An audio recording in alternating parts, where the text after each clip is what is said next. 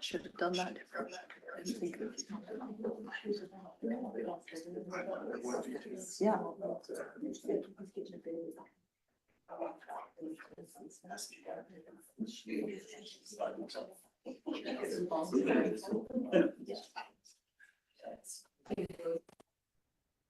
Okay.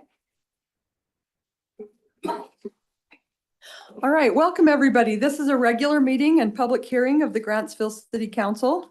For the record, today's date is August 19th, 2026, and the time is 7 p.m. This meeting is being held at the Grantsville City Council Chambers, located at 429 East Main Street, Grantsville, Utah, as well as electronically by Zoom. I am Mayor Heidi Hammond, and I will conduct a roll call of our City Council. Councilmember Butler. Here. Dalton. Here. Skinner. Here. Thomas. Here. Williams. Here. Thank you. If you would all please rise and join me in the Pledge of Allegiance.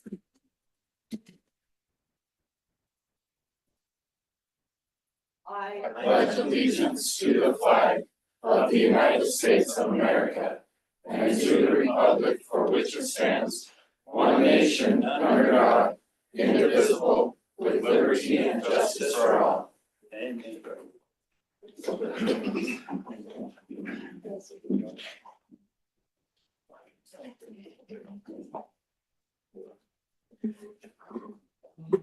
All right, our first agenda item tonight is a public comment.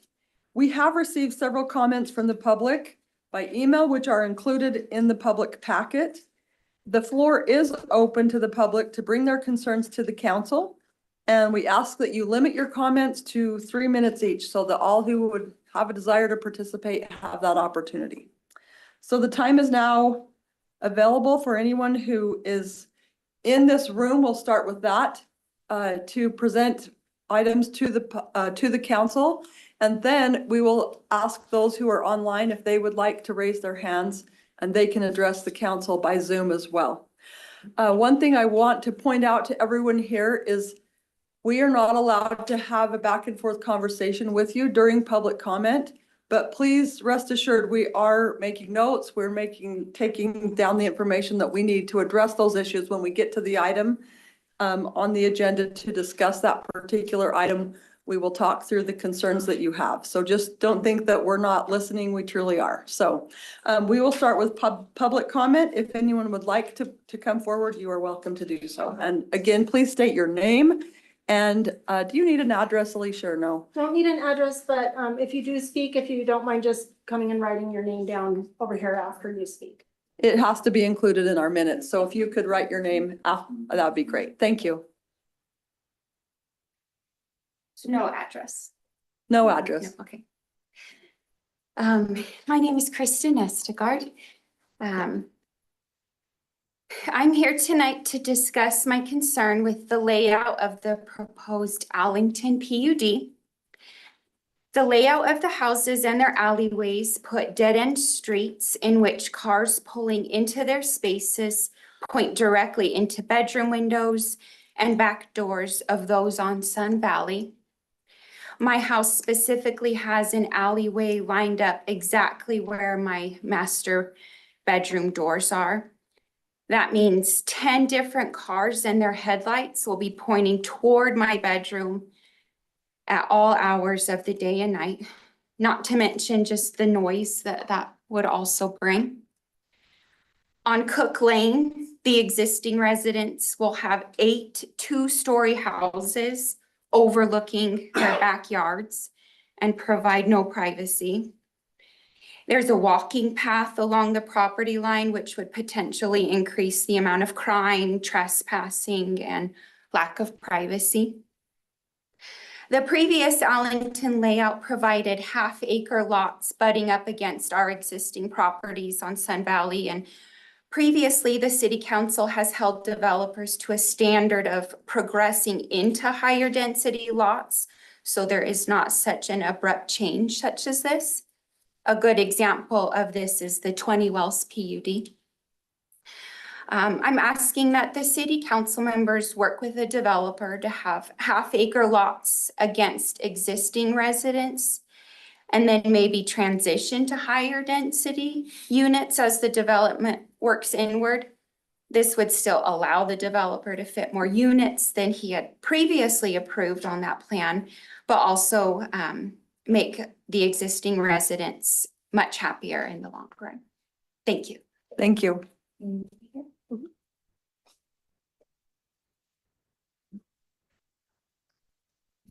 Good evening, council members. My name's Clay Barney. I live at 3842 Sun Valley Drive. And I'm here also to oppose the Allington development. My points are, my concerns.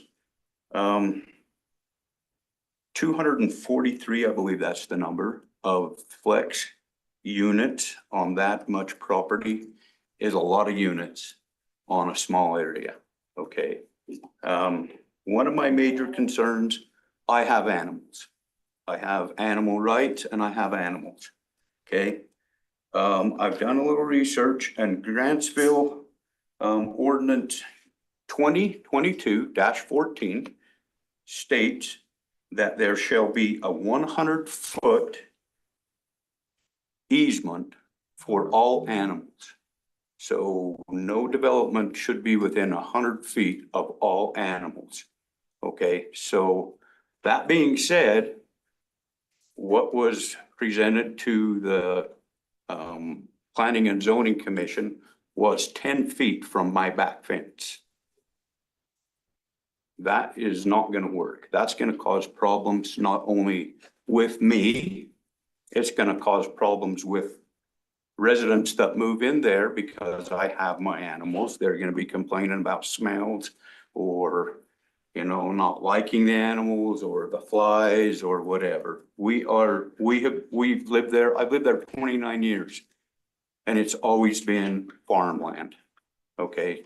So I'm okay with development. It just needs to be done smart. Okay. Not just go from farm property to all of a sudden we have all these houses right next door to farm property. So I feel like there needs to be at least some zoning or something that at least follows the ordinance that says there's 100 feet minimum from the animals. Okay. And it's going to affect the city as well. You know, the police department will be coming out because of nuisance calls, because of the animals, the noise, things like that. So it's a major concern of mine is the animals, amongst other concerns. So I appreciate your time and consideration. Thank you. Thank you. Mr. Barney?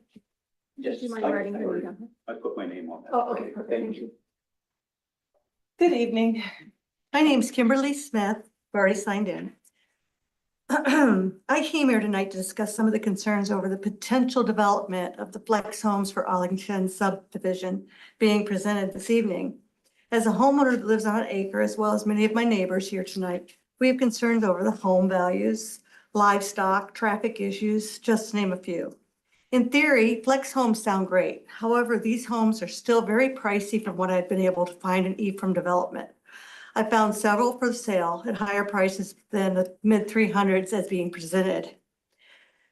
But most of the people that want the $350,000 homes, most of them really want a completed home. With a completed home, the average, I found one for $440,000. I'm sorry, $444,000, and one for $405,000. For a conventional home loan, that's 20% down, $80,000. This payment would be $2,289 plus an HOA. The next is a FHA loan, which is 3.5% down at cost. That's $14,000, $14,200 of a payment, and their house payment will be at least $2,881 plus mortgage premium insurance, which is about $500 a month. That totaling $3,381. In my opinion, this is not really affordable. It's maybe a little bit more affordable, but it's really not affordable. Also, Ephraim, their medium house prices are $100,000 cheaper than ours. So if they're going for $450,000, this kind of price, I don't see how it won't end up being higher or closer to Salt Lake. Things have a way of going up. Another thing that I've noticed that at Ephraim, they did a development like this where there was no other pre-existing homes or neighborhoods. They did it out in the middle of an area like we have. We have lots of vast properties out here that if Grantsville decided they wanted to do something like that, we do have space, maybe not with this developer, but we could do it in another area where we can also provide parks, recreation, we can provide schools, places where people can walk, stores, just kind of like they do in Daybreak. So it would be maybe something more than that. Where we're at right now, it's just not going to work with the busy traffic. There's no sidewalks. There's nowhere for people to walk. And you're just adding more traffic. And so people are going to have to drive cars. They won't be able to just walk and communicate and, work. So what I'm just asking is if Joe White, which I didn't see here tonight, and the council would please consider a development that fits the existing homes nearby.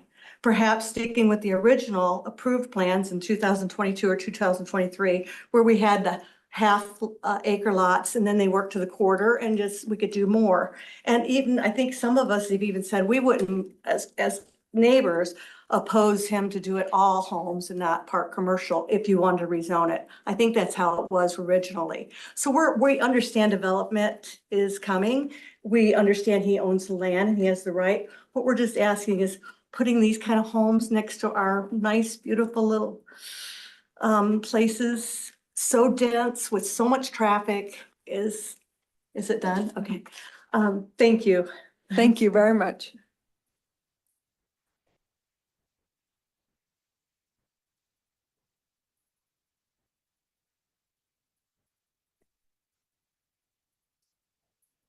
I guess it's gonna be my turn.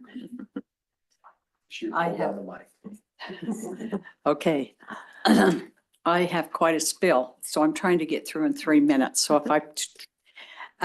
good evening, Mayor Hammond and council members. My name is Nadine Hunt, and I am a resident and property owner directly affected by the proposed residential development consisting of approximately 256 homes on 33 acres. I recognize that property owners have development rights and that the reviewing authority must evaluate this application under the laws and ordinances applicable to the property. My objection is not based simply upon a dislike of development or change. My concern is whether a development of this density can be safely supported at this location without creating unreasonable impacts upon existing residents and public infrastructure. There are several concerns that deserve careful consideration before final approval.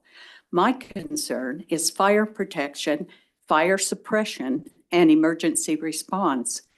Our town currently has roughly 4,100 homes, with 2,700 additional homes already approved to be built. And that does not include this proposed development. That raises an important question. Has our emergency response capacity grown at the same rate as the developments we continue to approve? We rely on a volunteer fire department with a limited number of firefighters, fire trucks, and ambulances. At the same time, both the number of homes they are responsible for and their geographic coverage have grown substantially.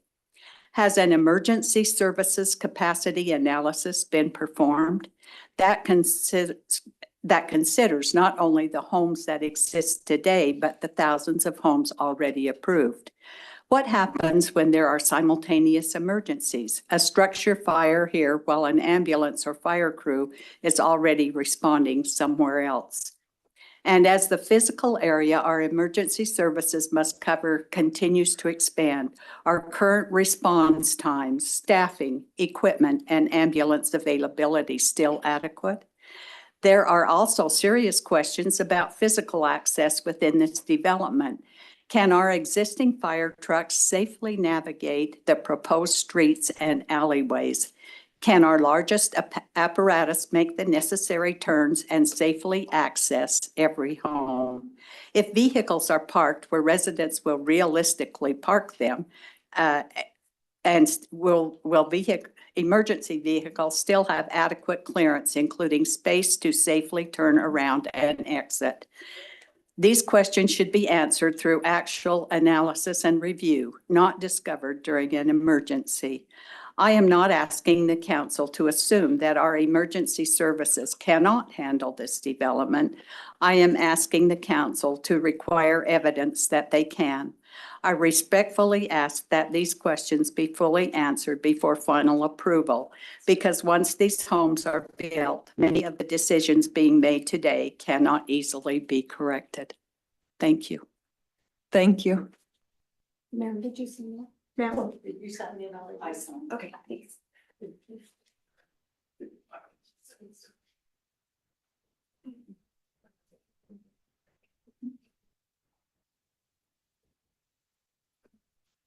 Good evening, Mayor. Oh, sorry.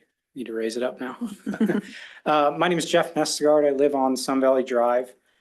I'm also here to talk about the Allington subdivision. The issue I want to bring up is the wastewater. Part of the PUD application is the developer had to have a wastewater study done, as we all know. That was done by Ensign Peak. It actually stipulates in there that Grantsville's current treatment plant cannot cover the added waste that's produced. It says only once the new plant is in that it can adequately service it. So if you approve the development now, my question is, does that open the city to litigation if there's delays on the plant built? I know that's in the works and it's supposed to be done by early 2028.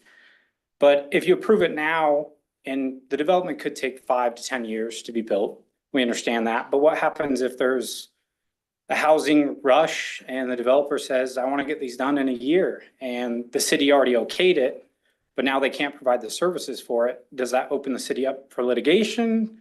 You know, you can't tell the developer, sorry, you don't get a build now, right? I guess maybe you can. That's more questions for you guys to answer. But that's my concern that I want to bring up. There's a ton of variances that this development's asking for, and this is just one of the ones that I saw that should really be looked at before approving. So thank you for your time. Thank you. Jeff. Jeff, Oh, yeah. Should have came up and did it first. that's okay. I know your name, so. Is there anyone else in the audience here today that would like to make a comment?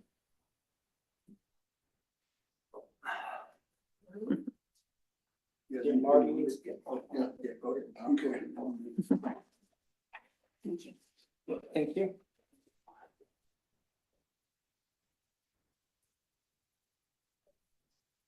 All right. Good evening, Mayor, City Council members. My name is Marty Grant, and I'm one of the residents on Cook Lane that will be going up next to this proposed development. Tonight, I'm going to speak about the number and significance of the deviations being requested for the Allington development and what they mean considered altogether. So first of all is density. The proposal is for 256 detached homes on 34 acres. The comparison shows a baseline of about 156 detached homes. This is roughly 100 additional homes, or mathematically a 64% increase. Second is lot size and frontage. The standard shown for detached single-family homes is a 4,000 square foot minimum lot with 50 feet of frontage. Many of the proposed lots are actually smaller than 4,000 square feet, with some as small as 680 square feet, while frontage is reduced from 50 feet down to 30.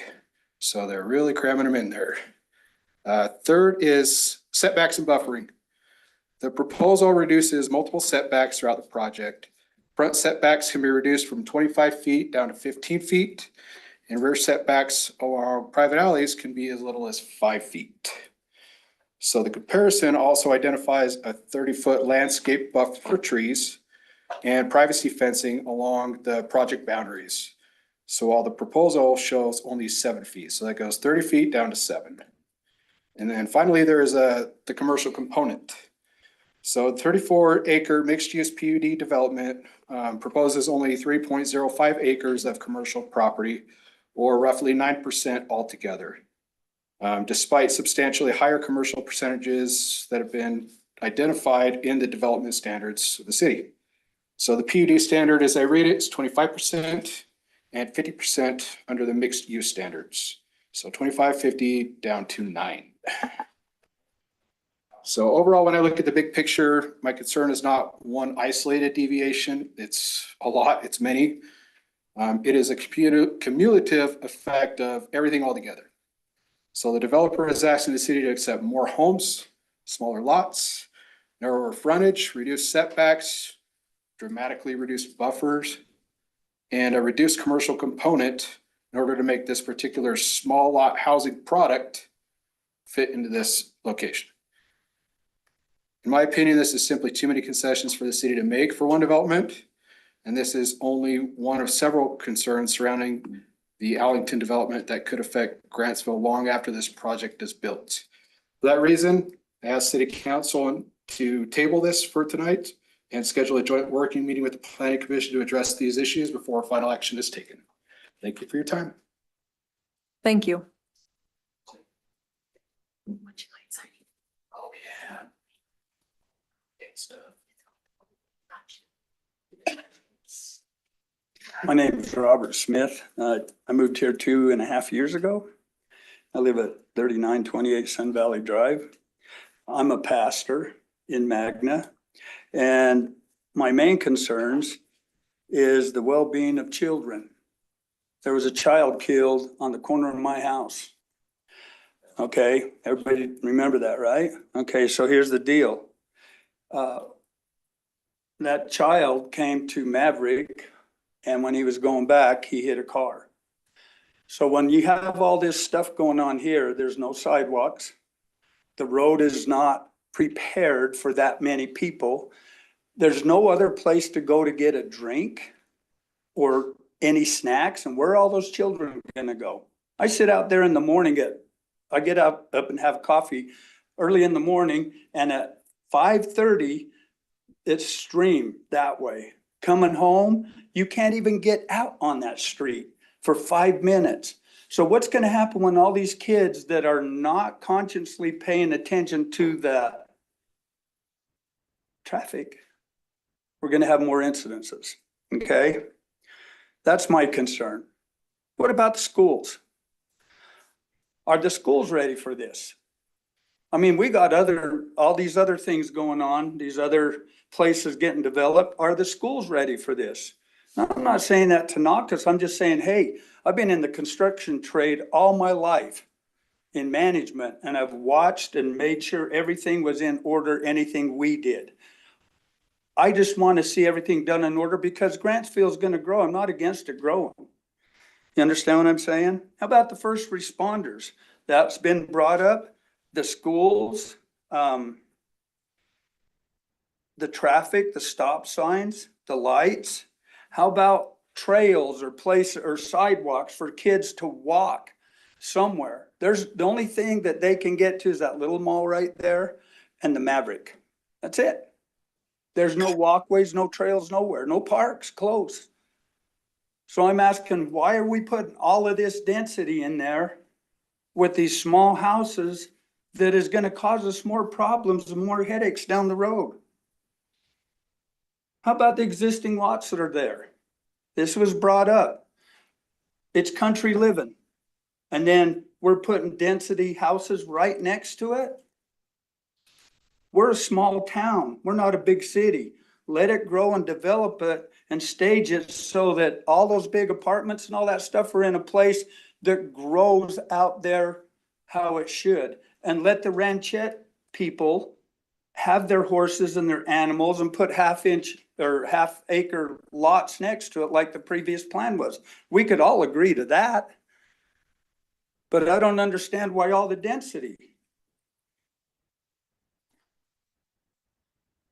You know, one last thing. These kids, I worry about them.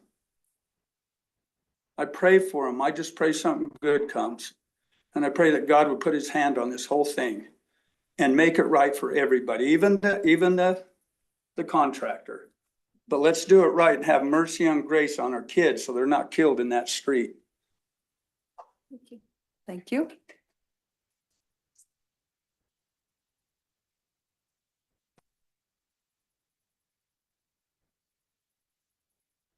there anyone else that would like to make a comment?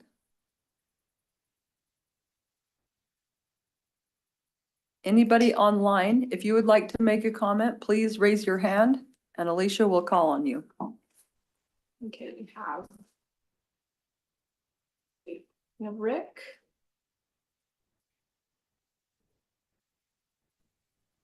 Hello? There we go. Hello? Hello, we can hear you. Okay, right on. Hey, I want to point some things out. Historically, what I would have called this would be a REUD, not a PUD. And they've historically been rejected. Why? Because an agreement has already been made. If we, as the city, changed our mind and wanted the developer to do something different, that probably wouldn't fly very well. Okay. I was in the meeting. Derek was in the meeting as well. I'm sure he can remember some of the discussion over the buffers. I think he was there at that time anyway. They were a huge part of the discussion. That's why we ended up with half-acre lots next to the existing housing. There's supposed to be a buffer. That's typically what we have done in the past, was to actually require the same lot size adjacent to the existing, but in this particular case, it was compromised to half-acre lots. The other smaller lots in the prior agreement were supposedly affordable housing, to put affordable housing in, and I guess that didn't work out because I don't see anything being built there. That was 2022, if I recall. Asked the zoning administrator how many townhomes are already approved in the city of Grantsville to be built, or flex homes, whatever you want to call them. They're basically townhomes. The answer should be known to the city council because it's providing a variety of housing is dictated by our city's general plan. Last but not least,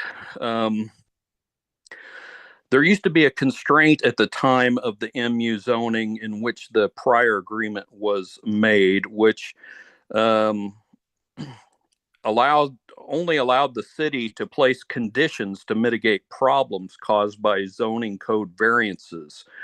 They had to be allowed at the time as outlined by state law.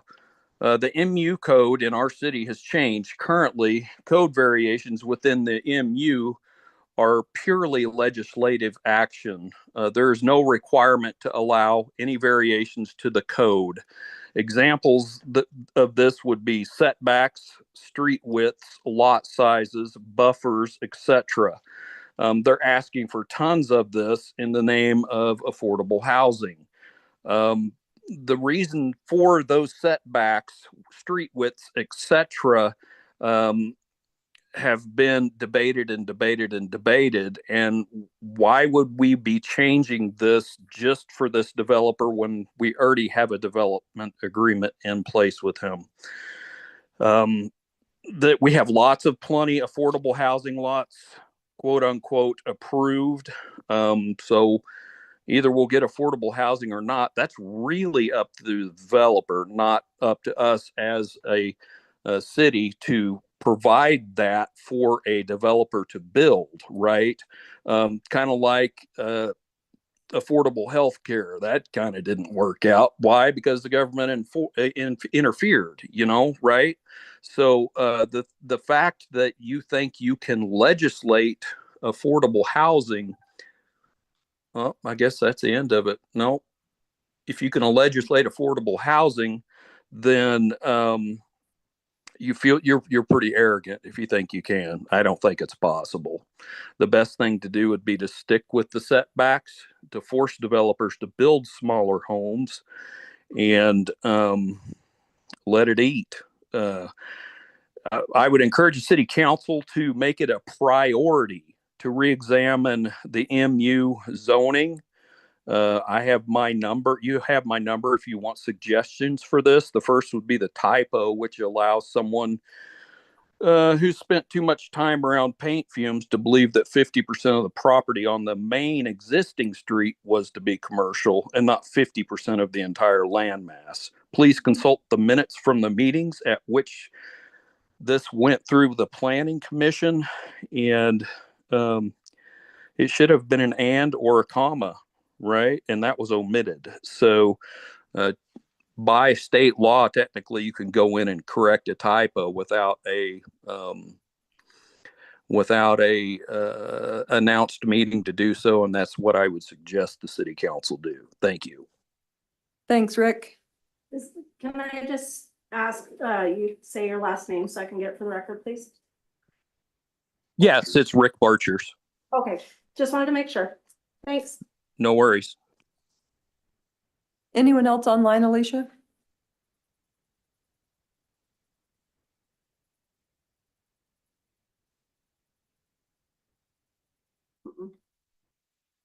Okay, any additional public comment?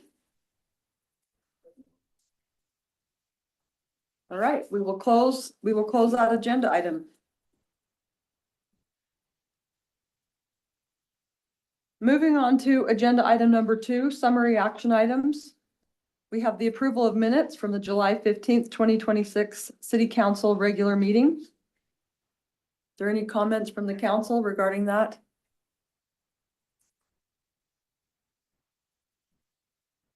Mayor, I make a motion, we approve minutes from the July 15th, 2026 City Council regular meeting. Thank you. We have a motion by Councilmember Thomas. Is there a second? I'll second. Second by Councilmember Dalton. All in favor? Aye.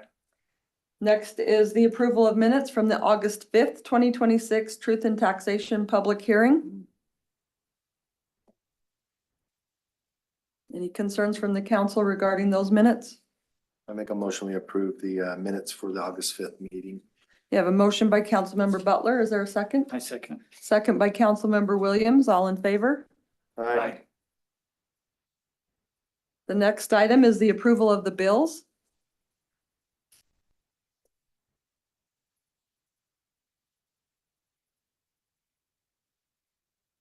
Any questions on the bills?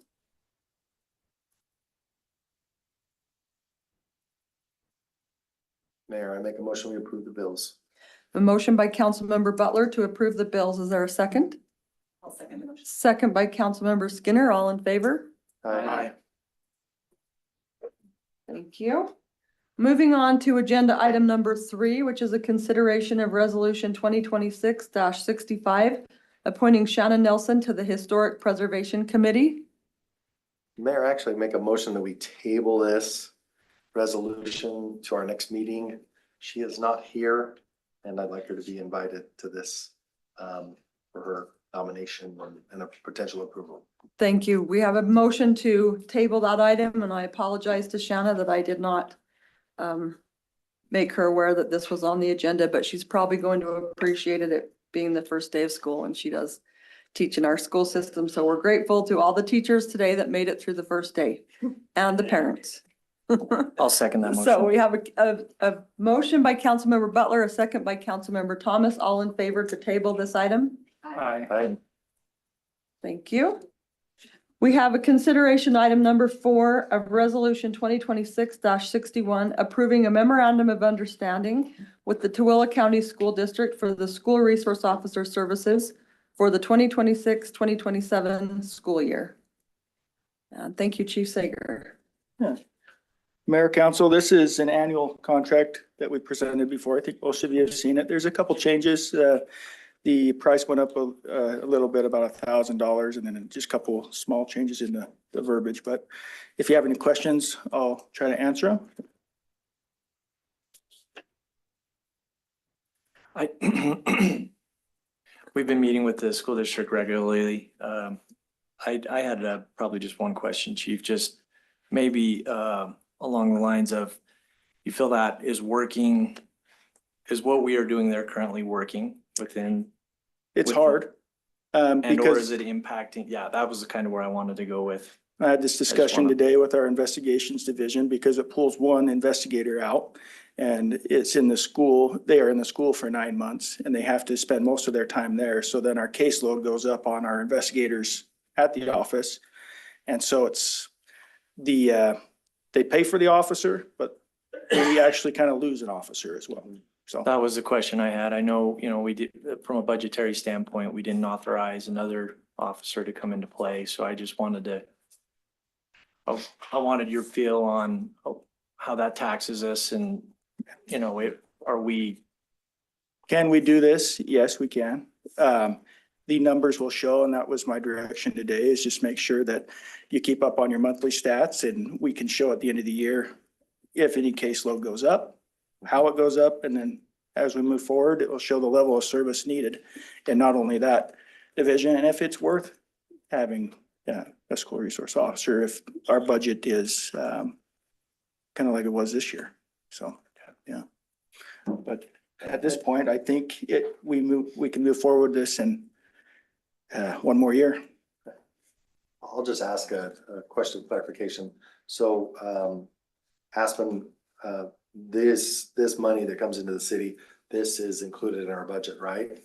You have this as an incoming that is going to the police department, correct? The revenue?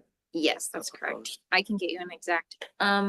It's 103314 is the line. It's slightly under budgeted because it was budgeted for the same amount that was last year's contract. So A little bit more.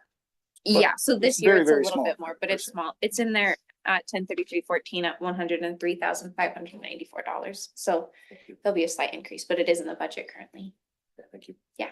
A lot of the schools in Tooele have more than one school resource officer, right? I've attempted to get another school resource officer for the junior high for multiple years and been rejected. Every secondary school in Tooele County besides Grantsville has a secondary SRO. And our SRO spends time, so I have to go to the junior high lots of That's some of the verbiage that changed a little bit in here. I mean, it says, yeah, this SRO should respond at the request of the district to secondary schools. I think it's section 10 in here.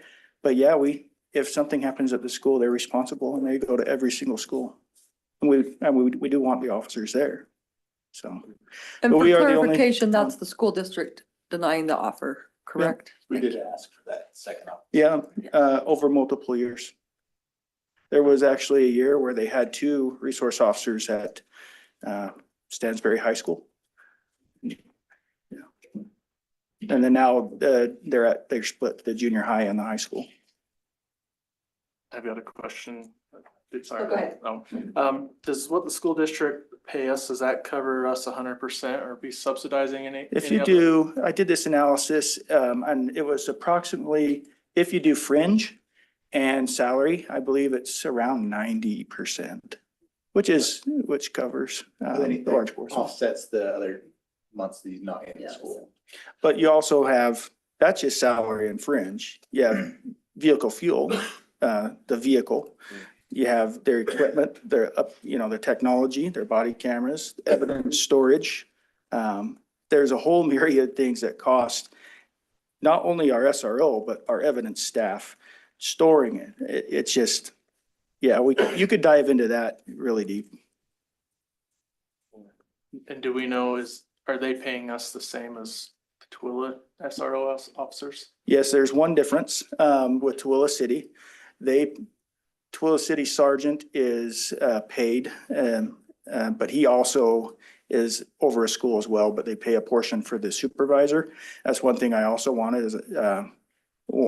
to bring up. Well, we have to supervise these people, and it takes our supervision from our investigation division to do that. So there's a large cost. So, but you look at the other, I want an officer in that school if something happens.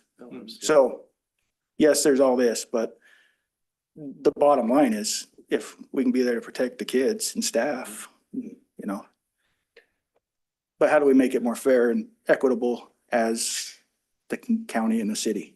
That would be. Would you say that the officer 100% of their time during the school year is dedicated to the school, or is any of their ancillary time? Is there any time? We try to divvy up them caseloads, so they can help, and they will take anything that has to do with the student caseload. Okay. But if it there takes is a little bit of overlap. There is. A little bit. And we try to work it to the most efficient way we can on it. But if they work 8 hours for 5 days a week, that's their 40 hours. If they have to go to an interview after school or anything, then I'm paying overtime, because they have to be there, or I'm sending a patrol guy over there to cover the school or another investigator. So it's just a continual process. With more staff, it would help, but we are where we are right now. and we'll work through it and go further. You guys know where we're at, so, We hear you. yeah, you guys know. Mayor, I make a motion that we approve resolution 2026-61, approving the MOU with Twilla County School District for the school resource officer services for the 2026-2027 school year. Thank you. We have a motion by Councilmember Butler. Is there a second? I can second it. Second by Councilmember Williams. All in favor? Aye. Thank you. The next item, agenda item number 5 is a public hearing item.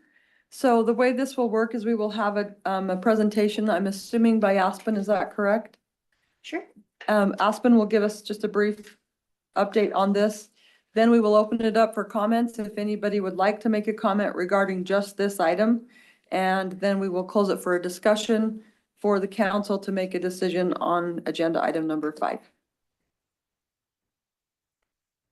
And we've looked at the budget 1,000 times, but Yeah, so. just the 1-minute rendition. Yeah, so this is just to approve the final budget for our fiscal year 2027, following our truth and taxation hearing that we had on August 5th. So this just shows in the highlighted section, previously we had the additional property tax revenue that was proposed should we move forward with the increase budgeted in that 103111 line.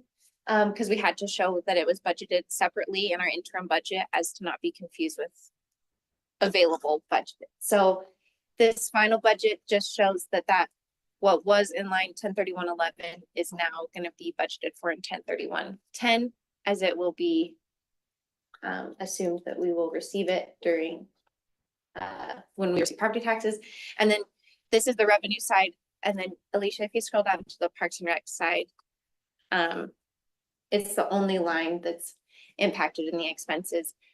Yeah, it's a little ways down, sorry. That's okay. It's also highlighted in yellow. Oh, thanks. That will help. Yeah. Right there. This shows that we did have previously in our interim budget, it was budgeted in 106410. Again, that TNT holding account, just to show that the additional revenue was held separately. But it is now it will be budgeted for in the salaries and wages, employee benefits, and health insurance lines accordingly. So those are the 3 lines that are increasing just in our final budget. Those are the only changes from the already approved interim budget for this final budget. So. Okay, thank you. Yeah. All right, we will open it up to public hearing. If anyone would like to make a comment regarding this item, now is your opportunity.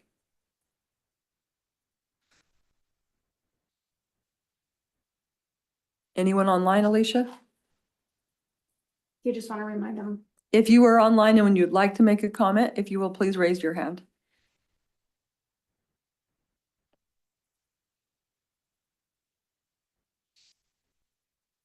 No. All right, we will close the public hearing and move on to a discussion with the council or a motion to approve or deny.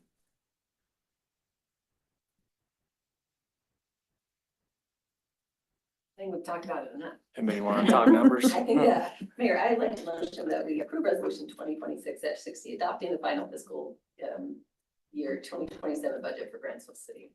We have a motion by Councilmember Skinner. Is there a second? Second. Second by Councilmember Butler. All in favor? Aye. All right. Moving to agenda item number 6. Consideration of resolution 2026-64, accepting the Rocky Mountain Power Blue Sky Funding Award for the city's solar and battery project and authorizing the city manager and appropriate city staff to execute the award acceptance agreement and related documents. Are you speaking on this, Michael? I want to introduce, we had Bill Como and the Rock Mountain Power Team and Blue Sky Grant people. I want them to come up here and have a say, but I wanted to say that when the last time Bill was here, the council authorized him to apply for the Blue Sky Grant. And he did that, and it came back as an award. And so they're going to present that tonight, and then the council will decide whether they want to accept that award and proceed with that, the next phases and steps, and Bill will kind of touch on that as well. So if you guys want to come up. All right, thank you and welcome.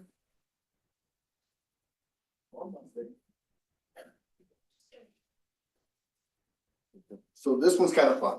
I mean, it's kind of been a heavy day and it's kind of fun to come up and say hello. Everybody knows me. I'm Nick Jenkins, wrestling coach, soccer coach, proud Grantsville city member. This is a cool thing.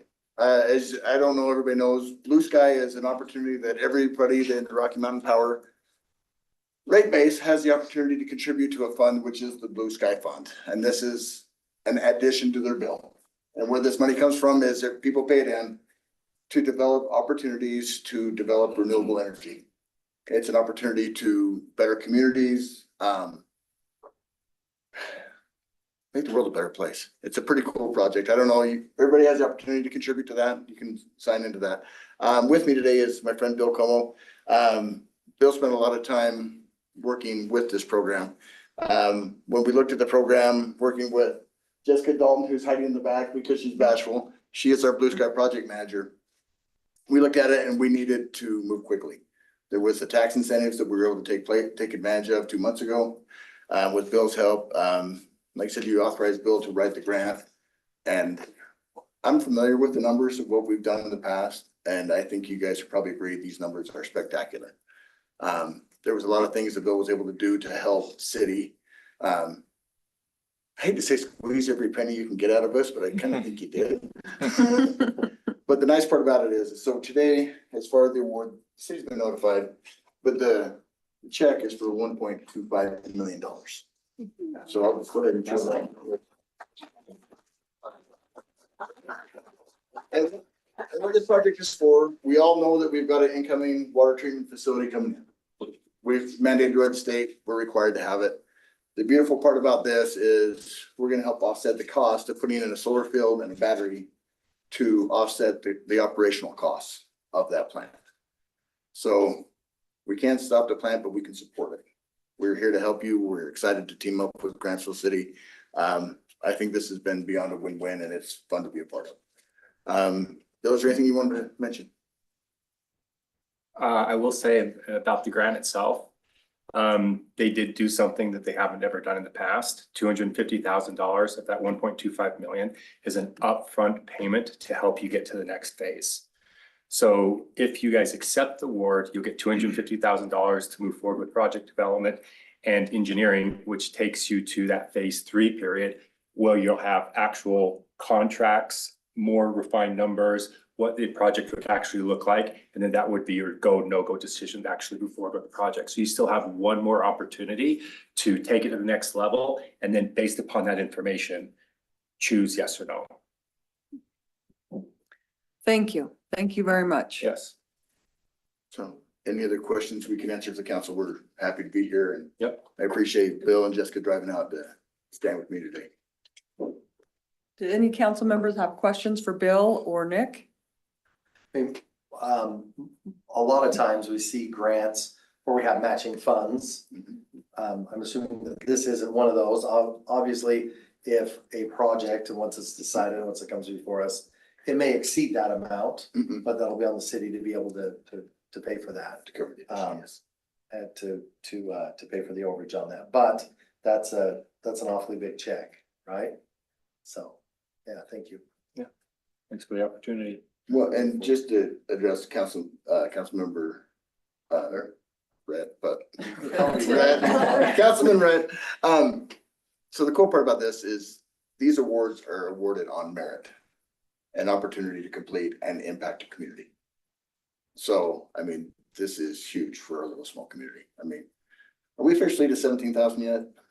You know, I know we doubled since I moved out here 11 years ago, but at the same time, this is based on merit. This is based on impact community, and you know, the Rocky Mountain slogan is powering your greatness, and that's what this is.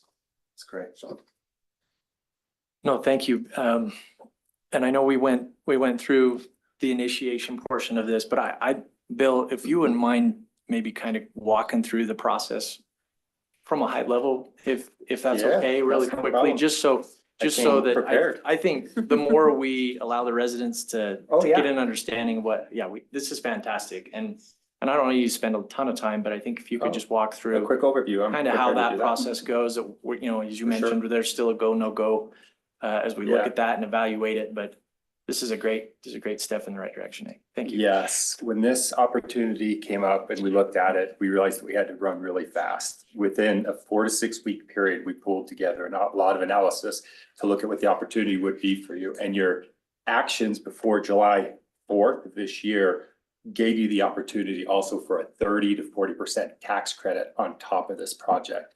So that was the first phase, is do we even put in for a grant opportunity and then also make a decision that qualifies for tax credits if this project moves forward, which had to be done by July 4th by you guys putting with the project. That was phase one. You said yes. Then we moved forward with the grant. Rocky Mountain Power came through with that grant. This is phase two, where you evaluate the grant and decide to move forward. Then if you choose yes, phase three is where advanced engineering, and I'll call it project development, occurs, is where it's vetting everything. Where you get engineer come out here, you look at the property, you look at the runs, and then you start doing pricing. You do RFPs, you look at a contract for a contractor to be able to, what those costs would be. And then a package would come to you and say, this is what it would look like. Here's what the cost would be. And here's some contracts from the RFP, which gets you to the end of phase three. And then phase four, the end of phase three is the decision to move forward to construction. And that timing for phase three from now would actually be about up to 8 months. And then the construction project could be up to a year. But the idea is to have it in, have a target by the end of next year and align as closely as possible to the wastewater treatment plant. Thank you. Thanks for doing that. Oh, yes. So You're welcome. If in phase three, it became too expensive and we said no, do we have to pay the 250,000 back? That's a Rocky Mountain Power question. The answer is no. I just want to make sure. The answer is no. Didn't want to give my ski tips on that, so just go. It's a grant for development. Out of fairness, though, that if it's all about in good faith, because those funds do go towards good projects. So I would approve the project if you feel like the economics that you saw made sense and it's something you move forward with. If not, that's okay, because those funds will get reallocated somewhere else. So I do appreciate you asking that.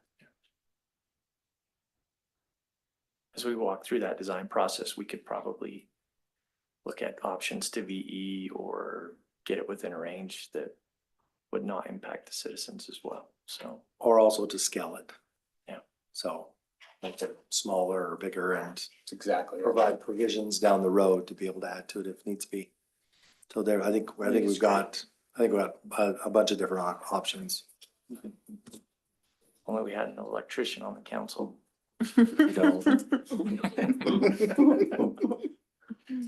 What was your ROI on that? That's not a good one. 5 years. That's good. Awesome. Right, and just the one thing to kind of keep in perspective, the return on investment. So the equipment's, 25, 30-year equipment. I believe the ROI is 5 years. Yeah. So after the 5 years, you're. Depending on where you go with it. Yeah, and that's including the tax credits as well. You got Yes. that built into the. Yep.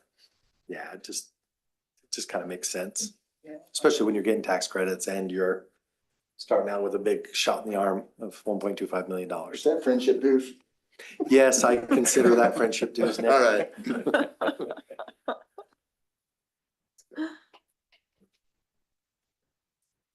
Thank you. Any other questions? No, thank you. Anyone want to make a motion? Was Mike gonna say anything? No, I reiterate all of that. Again, it's been great working with Bill and Rocky Mountain Power. We are working on a contract with Mr. Como because we do want him to lead us in this adventure of getting and securing all the funds, and because he has all that experience. So we're trying to finalize that. We weren't able to get that on this agenda, but we are trying to get that on the next one. Great. I make a motion, we approve resolution 2026-64, accepting the Rocky Mountain Power Blue Sky Funding Award for the city's solar and battery project, and authorizing the city manager and appropriate city staff to execute the award acceptance agreement and related documents. Thank you. We have a motion by Councilmember Butler. Is there a second? I'll second. Second by Councilmember Dalton, all in favor. Hi. Aye. Can we And have we'd love a picture. I was Come just- on up.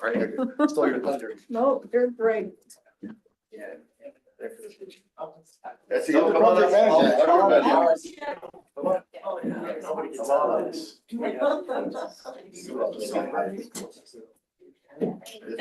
Seriously. This is part of the fun. What's that? This is part of the fun. Come on up. Me do it instead. No, he's gonna come on. No. Hey, Thank you. I I know. was like, can we just touch it? You know, big checks. How much you're gonna get walking around with that? That's right. Squeeze it. All right, 1, 2, 3, say solar. Solar. Perfect. Thank you. Thank you. That was great. Thank you. Thanks, Bill. Thank you. Appreciate it. That was great. So we'll definitely. Good to see you. Safe travels. Just gonna rub that thing around. Yeah, it's all the calm they have, Gilmore ticks. We've had some pretty good sized ones over the years, but that'll. That's a good one. definitely- That's a, That one breaks the bank. That's good. It's, yeah. That was cool. all right, moving on to agenda item number 7. Consideration of ordinance 2026-27 approving the Allington planned unit development located at approximately 948 East Main Street, SR 138 within the mixed use zoning district. He's right. Oh, hi, Joe. Sorry, I wasn't sure if he was online or not. You wanna scroll down and show the layout, Well, hold on. the layout?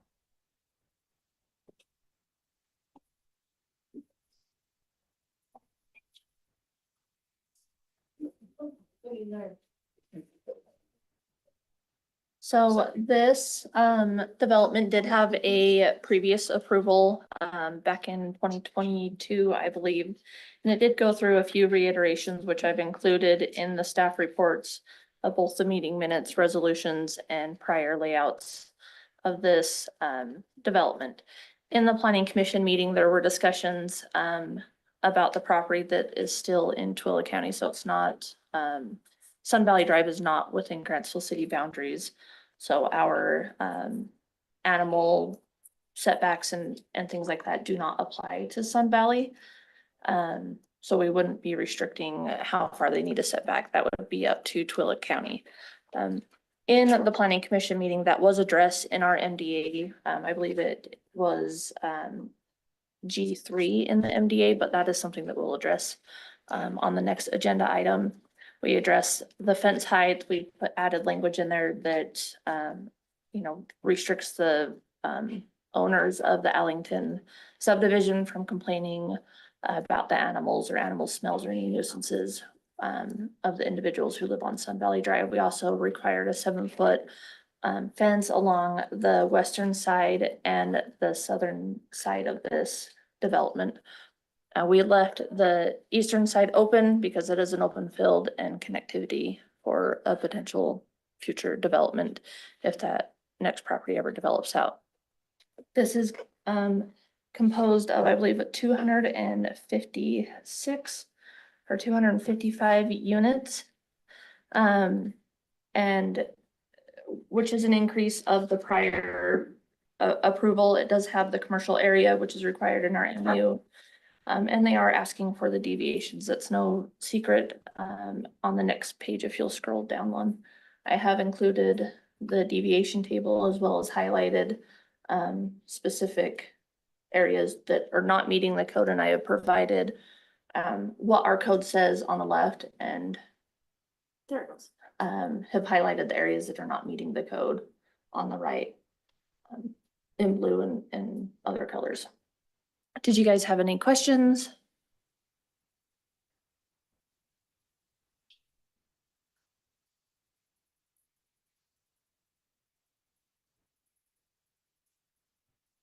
And I did want to point out that this is zoned in the MU, so they are allowed for smaller lots. So, you know, single family lots are 4,000 square feet and multifamily lots are 2,400 square feet. They do have smaller bufferings, lot sizes, setbacks, and things like that. But the MU can be more restrictive as far as requiring commercial, open space and other items. Do you feel like that this proposal that we have in front of us today is hitting the mark in regards to the commercial aspect? I mean, I feel like it's a little light. It could, you know, we could provide more commercial, like where the RV contractor parking is, or even over where the storage units are. Or we could leave that. I mean, the storage units and the RV contractor parking could be considered a commercial use in that aspect. It also doesn't make sense to line all of what you can see is Allington Way with commercial when that's not the main corridor. The main corridor is SR 138. And that's where you want your commercial. That's where commercial wants to come, and you're not gonna want to put it down by Durfee Street on Allington Way. So I feel like we're there. It might be a little on the short side, but that's ultimately up to city council on that discretion. These flex homes are very neat. So these homes come in different designs and layouts. And I don't know if you want to look that up on Google. You can just type in flex homes in Utah. But the homeowner can either have just the home built and then the footings and all the electrical and plumbing is already stubbed in. So if they want to refinance and add an addition, whether it's a garage, a patio, or maybe a garage with an ADU or an office, or they need to expand their house, all of the footings and everything is there. So it's an easy addition for that individual or that homeowner to be able to add on. And so it really does make these homes very affordable in that sense. We just go to all. And go to, keep going. Sorry, scroll up just a little bit and click on Flex Ready Homes. And then scroll to the bottom. Scroll up just, I don't know, keep going. Keep going. Okay, sorry, scroll up just a little bit. Presentation deck. Yeah. Before you move on, this is a website representing the actual developer slash contractor? No. Okay, This so- is representing the home style that is being placed on this. We just want to press. So, okay. This illustrates a flex design, I guess. I have my mute on because of Yeah, no, you're fine. YouTube. I can actually still do mouse it. Mhm. Mhm.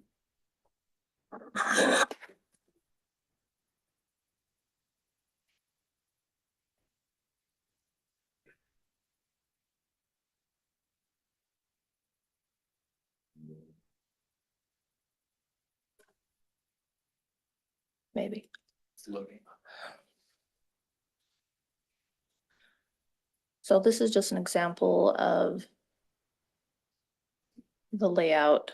Not this specific layout, but they just drew a layout for Twilla County when we were speaking with the Flex Home group.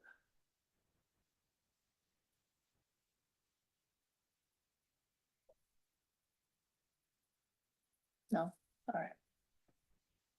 Well, I don't know, I can't see the fast forward on it. I don't know if you can. Oh. Maybe drag it a little bit. I had. Will you pause it, actually? So before she paused it, you could see that the home had a gap in between it and then the garage. So that was the home, then you had a patio, and then they were able to add the garage on. So all the footings, you can play again. All the footings were on there. And so this home here has the house and then the extension of the garage on the back. You can just keep going. And then this home here has the patio and the garage behind, but they can also extend that further. Yes, these are slab on grade, 2-story homes up, which does make it affordable in that sense that they're not digging a basement and going that route. And then once this camera will actually flip around, you'll see the backside of how they're entering, like where they can park the homes, what the other additions look like, and the design and layout of these houses. They are fronted by 2 streets, so you'll have your main road and then you'll have an alleyway that they will use to park. So like that greenhouse was just the house, but you've seen the footings where they could add, maybe expand that house or add the garages to it.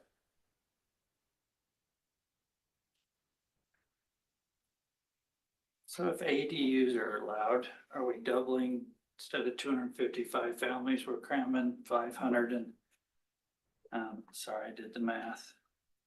An additional 255 families in here? Well, it's not a separate house, so I mean, yeah, you could have your, you know, your mom live with you, but what's the difference between you having an ADU in your basement versus them having it on their house? We also do have requirements for ADUs as far as restricting lot sizes. And so these wouldn't comply with the ADU requirements. And I believe the So minimum. it's a mute issue. Yes. Okay, well, then stop saying ADUs, right? So you can pause it. I just had a question regarding like, I know they're like modular. So if you back up a little bit, you can obviously see where the foundations come out and they've finished them with something to make them look presentable. Is that good? Is that how that would look, or would it look just like a gray foundation there with bolts sticking out of it type of? No, it would be finished that way. Obviously, you don't want the bolts. And I really apologize for that, but my first thought when I looked at this was the kids. And the safety. If each family had, I'm gonna be really conservative, if each house has 2 kids, there's 500 kids coming into this development. I'm just worried, will you point out where they're gonna play catch outside, where the open space is, where they're gonna play, where the walking trails is, and I'd just love to hear what HOA amenities there are. And we zoom out. So I need that pointer. Right here is the main open space area. It has a tot lot. And again, this is a conceptual layout. So until we get to the nitty gritty of the preliminary and the final, it's hard to say how wide that is and where that's at. Yeah, we're able to measure somewhat, but that's always going to adjust once you get into the surveying. And then on this side, this strip extends further. And this opens up, you have to, you know, pickleball court or something along this way, and then we can fill this basin as well. But I mean, those are decisions ultimately up to council as far as what amenities they want. Do they feel like it's enough open space?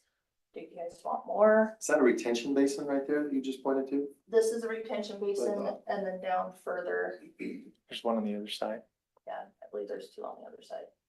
3. Yeah. So do you think, Molly, how big is that where the trees are? How big? I tried to find that, but I couldn't. How big is that? Do we know? If you give me a second, 20 I'm feet. happy to measure. The street width is 27 feet, looks about the same. Yeah, that's what I was thinking. 20 feet, not a lot.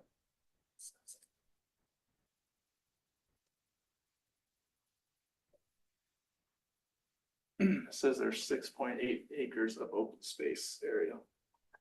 Looks like the majority of which would be retention basins. There's 4 of them, right? Yeah. That's what you pointed out. Mhm.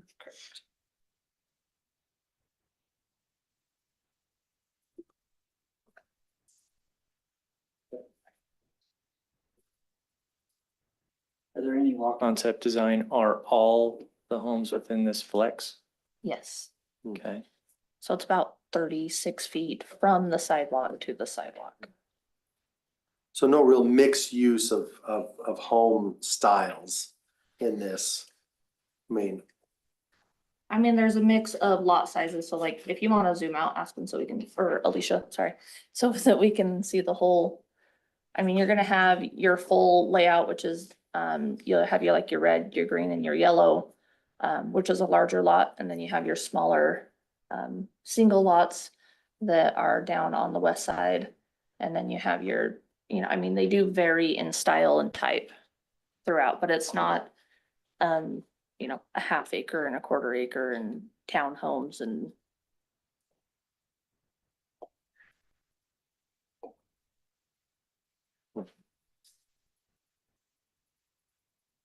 You hit on the deviations and I think we've looked at them, but I just would like to talk a little more about the side yard deviations and what we have there and just kind of what the differences are.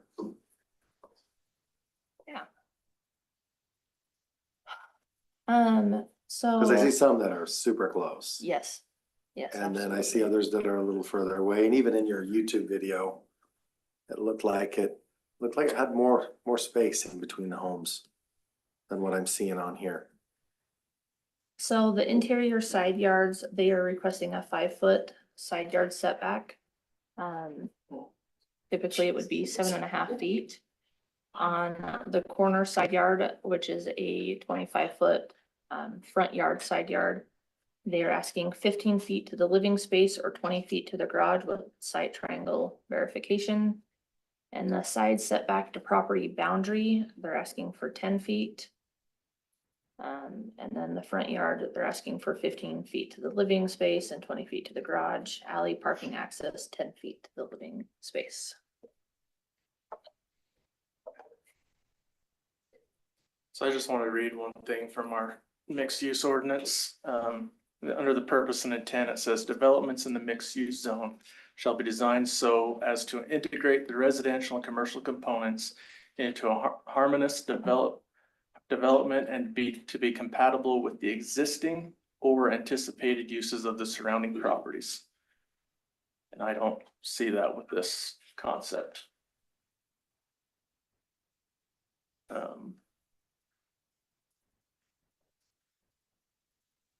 Shall we maybe walk us back? So this went through a process in 2022. Do we have that concept plan that we could pull up, Alicia? This one, right? Isn't it? And you weren't involved with this in 2022. Okay, I'm sorry. Just to make sure that, she can go back to the notes and the meeting minutes, but she was not in the position she's in. Okay.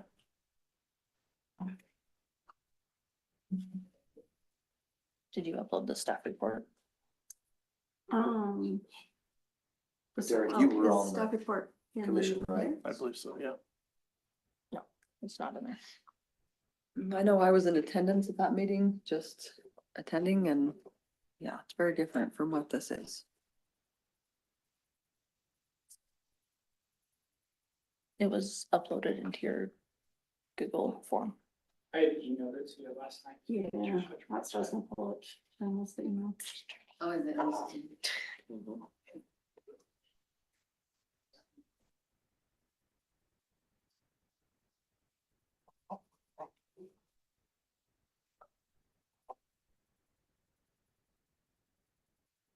I'll just say this, and you'll get it eventually. So why is it vastly different? Why did we, what made us shift gears? What's the reasoning for it? I think that's a question Joe can answer. But welcome. Thank you. Yeah, I'd like to address that. In 2022, Grantsville City came to me and we were working on this plan and did some. Grantsville City wanted to put a sewer line through that property. And of course, the Romney Group, threatened condemnation, all that stuff, and I knew they couldn't do that. But so I got an agreement with the city to serve this property for 254 lots. Knowing that I would pay a proportionate back to the city when we got approval. But the agreement with Grantsville City said that we just wanted, if I granted them the easement, they would give me the connections, there would be no fee on my end for the sewer capacity there. Well, all of a sudden I get a bill from Romney's for $500,000. I'm like, wait a minute, that's not our agreement, and there's no signed agreement. They keep telling me that there's an agreement, but I told them, you know, paperwork speaks for itself. So I met with Grantsville City, met multiple times. We went through it. We will be paying back the sewer with this design. And it's in the MDA to pay it back, but to pay that just because. I believe that the second part of this is I know it's a lot of units. There's no, you know, doubt about that. And the variances come with some give and take. So the property is permitted, like I can build right now, permitted without a PUD, 255 townhomes, 10 packs. Awful. Their townhomes they're not really good resellers. They're not good long-term economic, they don't hold their value. So we met with Grantsville City, what's it, a year and a half ago? And started talking about what this property could be used for. And instead of just putting that on there, we came up with this. And I know the word modular was used. It's not a modular. They're not modularly built. They're stick frame construction. They have the same components as a regular house. We believe that the single family component to this is much better than a townhome or apartments or condos. So there is some deviation, but it's not going above and beyond what is already permitted on the property. So with that being said, we've tried to leave trails, we've tried to leave commercial. I don't know very many. I'm surprised that Solberg's went on Durfee. I hope it really works, and I think the growth, if it goes that way. I don't know many places, if you look at Tooele or even other places where anything back 1,000 feet or 500 feet from the main road becomes very viable commercial. Most of it is right there on the frontage. So we've tried to be aware of that. We've tried to be cognizant of providing a really good project.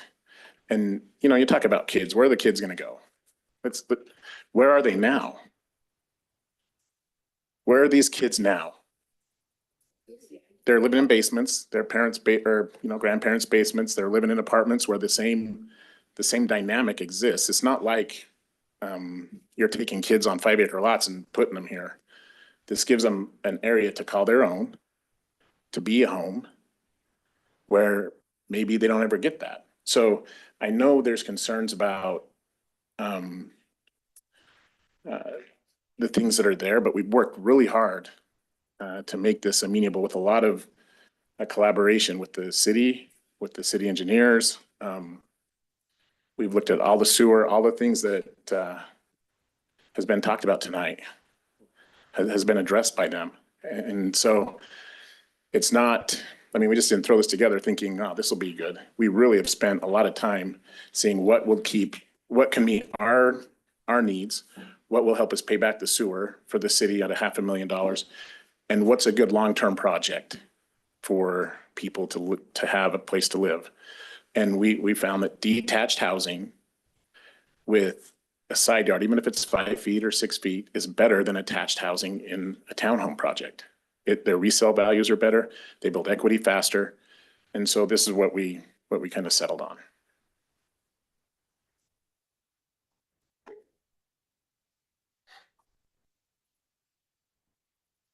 Alicia, how many units are, I'm probably just missing it, but how many are in this approved layout from 2022?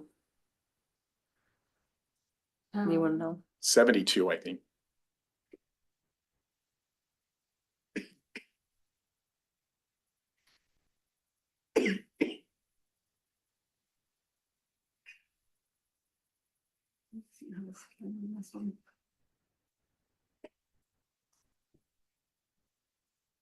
Do you know what that is?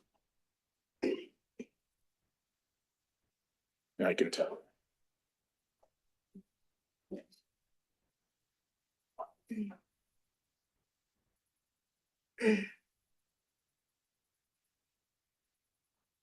Was it 126 plus 235?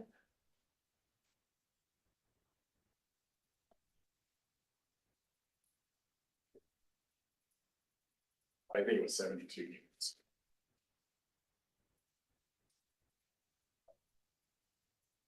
Certainly not 226, right? No, but I'm not sure what this is. I mean, I'm sure this is important dialogue, but I'm not sure it's relevant dialogue.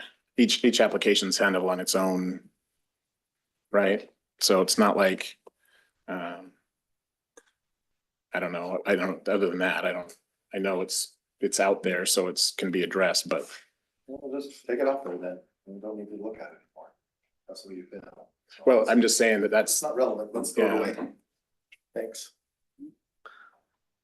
So you brought it up in the city or planning commission meeting, and I know not everyone was there. Could you just tell us what your starting pricing point is gonna be on these? 359 to 365 is the start. And then it'll go up and, from there. That's assuming from the planning commission, from that date, what we have, interest rates were different things.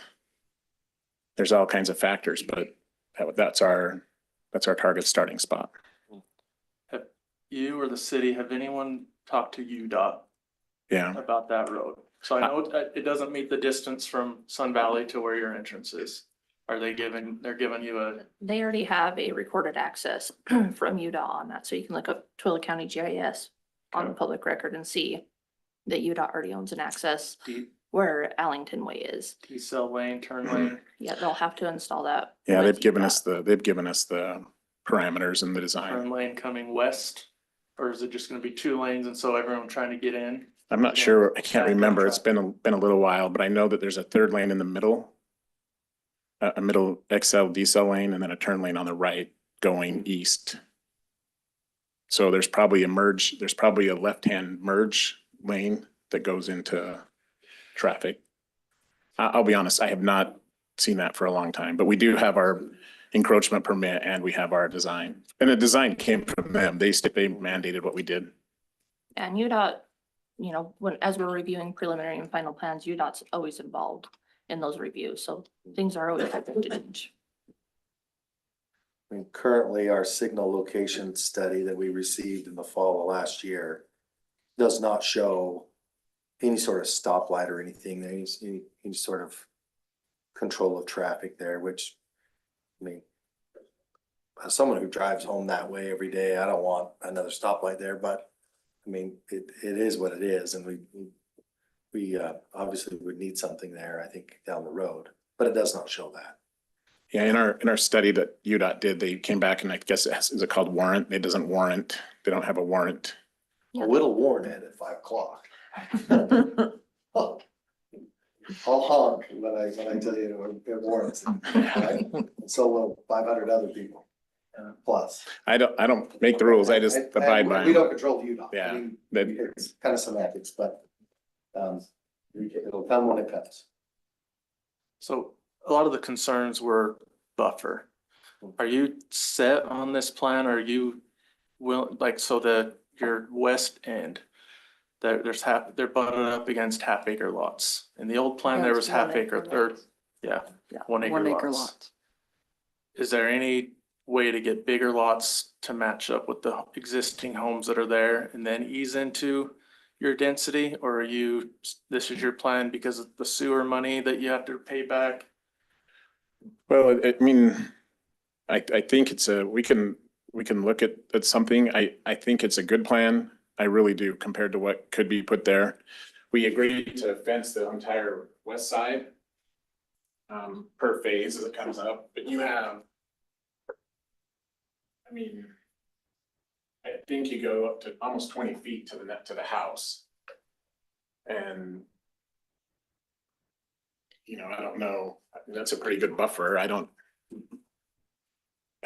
Do we know how many people on that particular street that's on the east side of Sun Valley have animals? I've been down there a couple times. It's hard for me to tell because I think there's maybe four families that have horses back there.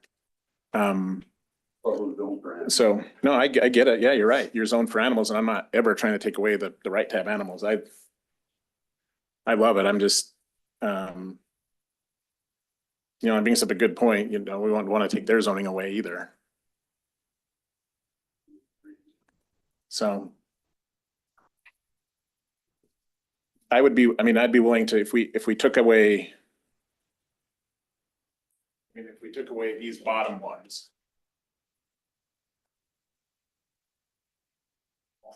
and expanded that into more buffer zone, I guess you would call it, right?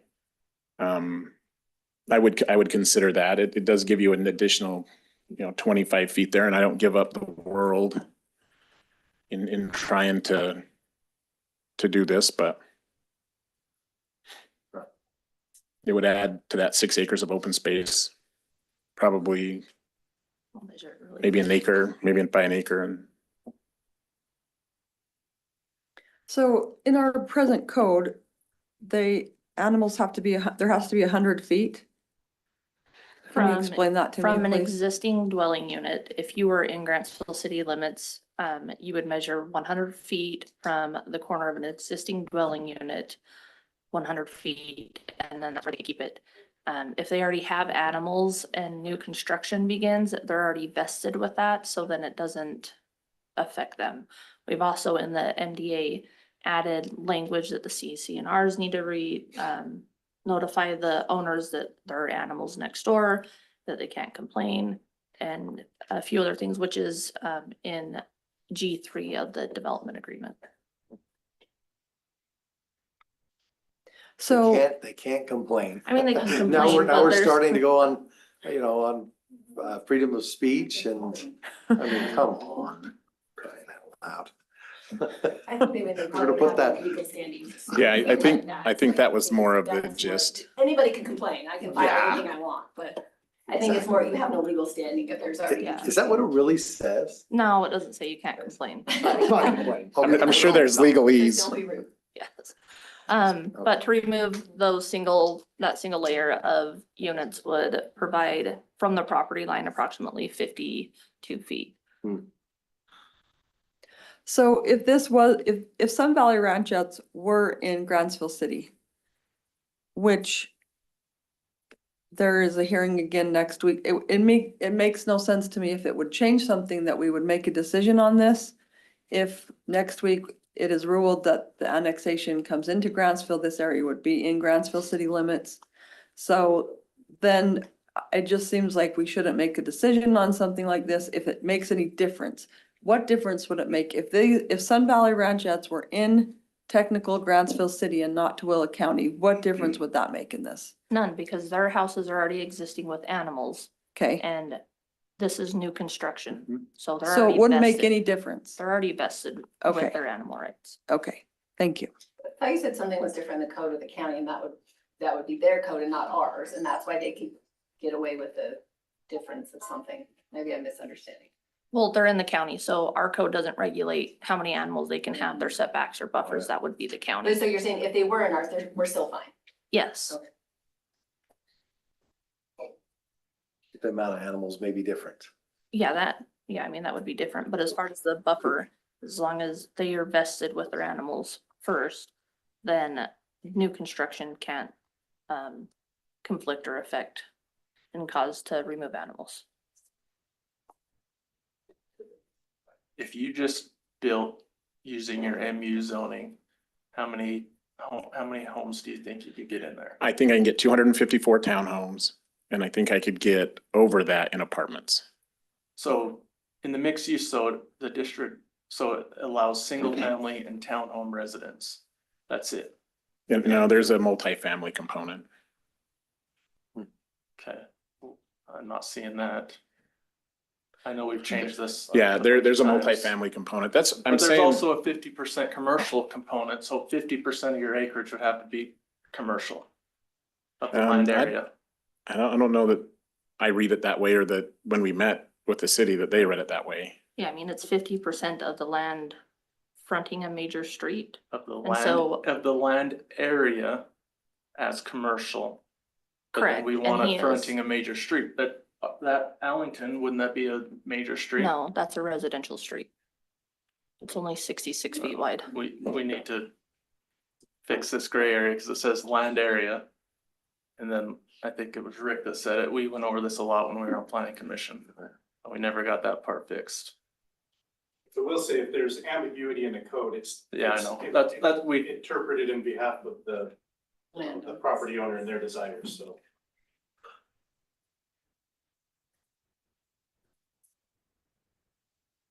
The other thing we did, the city's, this as a condition, not a give to the city, but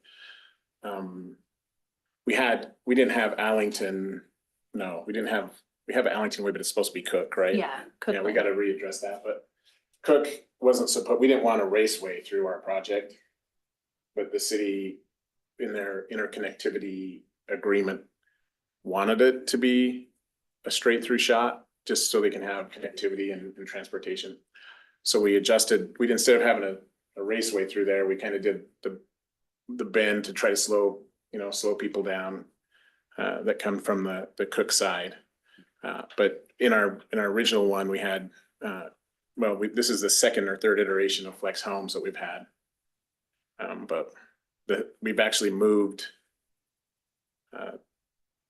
the entrance off SR 38 down a little bit to accommodate the city and their requests. So my point in saying that is just, we've tried really hard to make and give, things to the city that will make this work and that they get out of it. One of my biggest concerns is when we have approved PUDs in the past, it's because it's been a benefit to the city. It's been something that, like, we're going to ask for this higher amount or the setbacks or whatever, because we're going to give you something in return. And to me, I'm looking at this plan going, we have one tot lot and one pickleball court for 250 units. I'm not seeing any benefit to the city other than additional traffic, areas to patrol, all the concerns that have been addressed. And so, like, where is the benefit to Grantsville City? But you're getting $500,000 to pay Well, back sewer side, and if we take off that. that $500,000 seems to me like it's a problem between you and Joe and the Romneys. Like, Sure, there's no problem to it's me. not like this, the people in this room, it shouldn't be their problem. Well, essentially, it's not my problem either. I get that. So- I can understand that, but I just am not seeing anything besides a whole lot of houses. I'm not, one tot lot, one pickleball court, it just seems completely insufficient. If you even brought in an apartment building or townhomes, and multiple townhomes that have been brought before us, we have required that they meet, or that they bring in additional space for like pavilions and For the city? no, Oh. for the area. I just am seeing like this, a lot of people address the issue of the kids and where are they going to even go to play because the yards are so small. If you've got a 5-foot setback, that's real tough to play, to do a lot in a 5-foot piece of grass, which may be a zero-scaped. I don't know what the, Well, as Shelby mentioned, this, we had to do a concept to get to this point, but Right. those things are not defined and not. right, but designed I yet, don't but see, we I don't see designed. anywhere else to put them. That's my Well, if we point. there's lots of places to put them, and you can do more. Here's the problem. If you took this out, you could put all kinds of things on that back side. You could put outdoor exercise stuff. People don't really love pickleball courts. Cause they live by them. They can't complain. They go to, they don't want to hear the ball bouncing at night. Right. So we're more than welcome to put whatever the city would like. It does, I don't know, if you look at the resale value of townhomes versus single family homes, it's a huge difference. I think you're right definitely right on the single family. I mean, and it's a different product than maybe we have in a lot of other areas, but you look at this, we're more concerned about the 20-year storm than we are about the kids and the safety and somewhere to go. I get that they don't leave the house, but that's just the impression of looking at this is 4 drainage lots Well, and no park. but keep in mind, those can be, and I've done a ton of developments where those become play areas. They're all over. That it's just identified because we had to do it for city engineering. You know, it's not like there's gonna be nothing in there and there's just weeds. We would definitely use them. And this is open to you guys to suggest, these are things that I want, A, B, C, and D. So we're looking at you guys, what is it that you want in there? I just need to clarify the question answered, please. So you said we could take out the lower, are you talking this row? No, just Are you the talking west side this- of homes. This last house on the end? Yes. Well, it would be right there. And all the way up.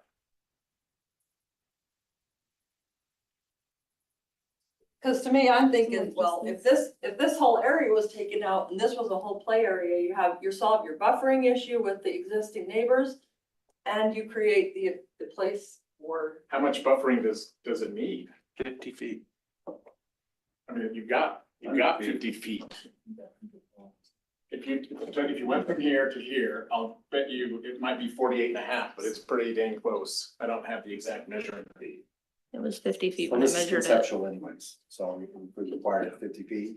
Yeah, if you require 50 feet, you require 50 feet. I can live with that. Where's the sewer? I mean, we're talking about the sewer line and I remember when they dug it, but where is it in relationship to everything? Do you have a good idea? Yeah, it's identified on here. So it's this dotted line here. Yeah. This is where the old road was supposed to go. Yeah. Then it goes up to there. And it follows that top road. I'm not very tall, that's why I didn't make a good basketball player, but Here, how's that? anyway, it comes here and then back out to Cook.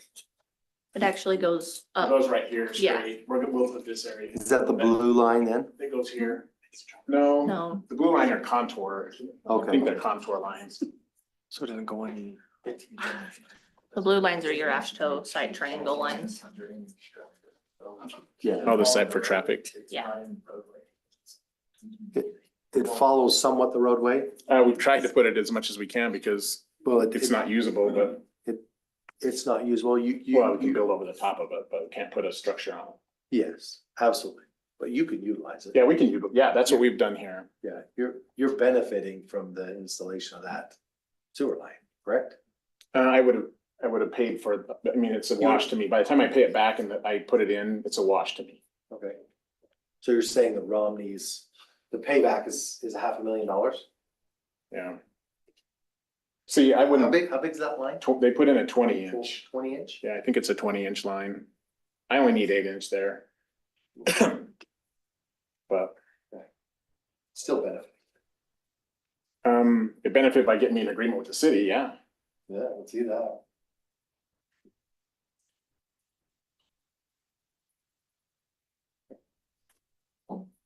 Derek, can we go back to your original comment from this discussion about what it says about the buffering? As far as harmonious with the existing? On the, Definition of an Yeah. MU zone. Yes. yeah.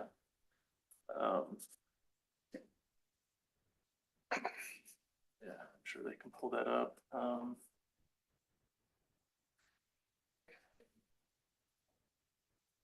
It's 19A, it's under 1. I don't know if you want to pull that up. It just says it's the purpose of the mixed zone use district. This is what we want. Allow for the establishment of commercial properties integrated with subordinate residential uses. Planned unit developments are encouraged in this zone. Developments in the mixed use zone shall be designed so to integrate in residential commercial components into the harmonious development and to be compatible with the existing or anticipated uses of the surrounding area.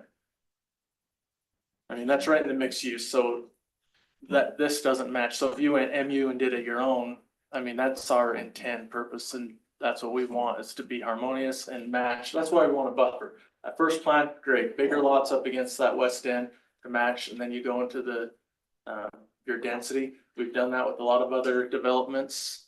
But with the mixed use, I mean, the planned unit, the mixed use, if you go back to permitted uses, you still have the same problem. So if Cause there's, I mean, and I know it's illogical, to be honest with you, but what we're doing is taking a bad permit plan, giving it some better components and better features versus trying to go back and what's actually permitted. Like, I mean, in the MU zone, I could put it in and I wouldn't even have to come and ask for forgiveness from anything. I could just do it.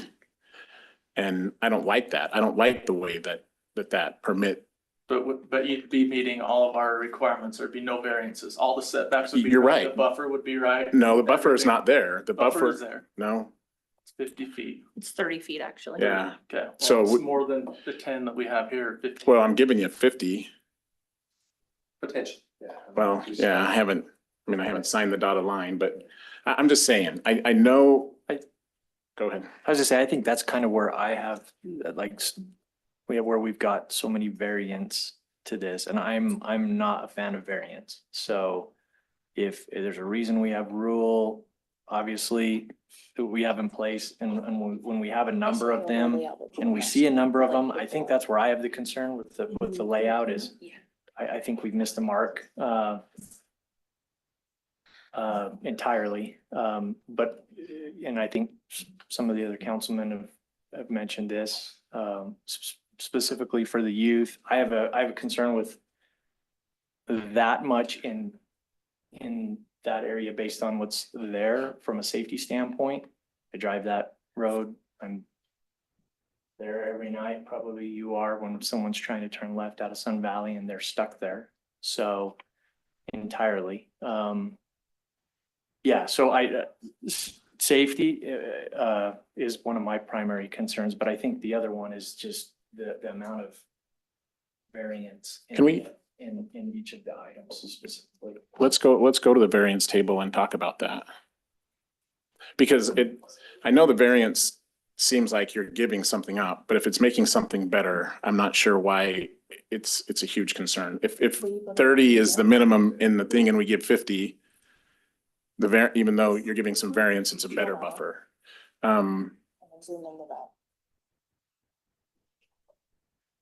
I don't have, how do I can find the plan that we did? I sent it to Alicia, the straight MU. Yeah, just with the townhome packs. Did you get that email? That's what started this whole conversation is I started looking at, all right, here's what we can do under their permitted use without a lot of heartache. But I can't read that. Can you go? Will you zoom in a little bit more? So if you look at the code category, right? When we get maximum density under the permitted area, we get 260. 256.90 minus, so you're down below 250. 30 foot lot frontage. And 30 feet accommodates that. 50 feet for a single housing, so that's where you give a little bit, right? You got 50 for a single family house. On townhomes, there isn't any. There's only between units, buildings, I should say, right? So you don't have any, so it's really not, you're giving up some yard footage for variance, but you're getting a single family detached house versus a pack. The next one is.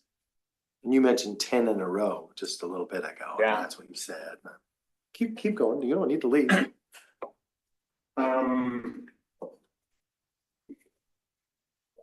The really tiny writing under the 256 is just outlining the lot sizes. Oh, for each different. Yeah, so like the flex base, flex gen, flex garage, flex premium. We Flex tried to put deluxe. every home in each phase so that they could have a choice, that's the mixed use component. They can have a bigger one with 4 bedrooms, 6 bedroom, no bath, they could have one. 3 bedroom, 2 bath, no garage. We tried to give them multiple things within each phase. 15 feet to living space or 20 feet to garage with single site verification. On corner side yard, so that's gonna be, I don't know, we don't have that many hard corners. And then the last one is side setback property boundary is 10 feet instead of 15. But that would only apply on subdivision interior. If we take away that the west side, then, it doesn't affect any other resident. So the deviations we're asking for, are minor comparatively speaking to what the permit allows. And you get a much better product. You want me to switch over to that other? Yeah. That's Arlington Street.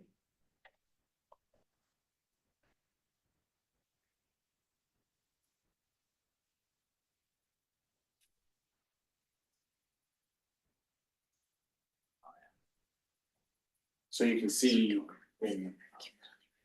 So this was the townhome plan? this was the townhome plan.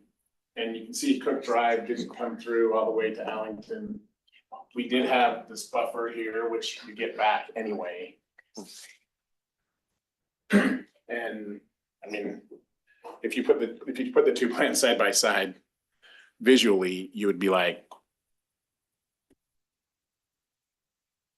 and the commercial didn't change from the 22 plan to this plan to what the concept we have in front of you.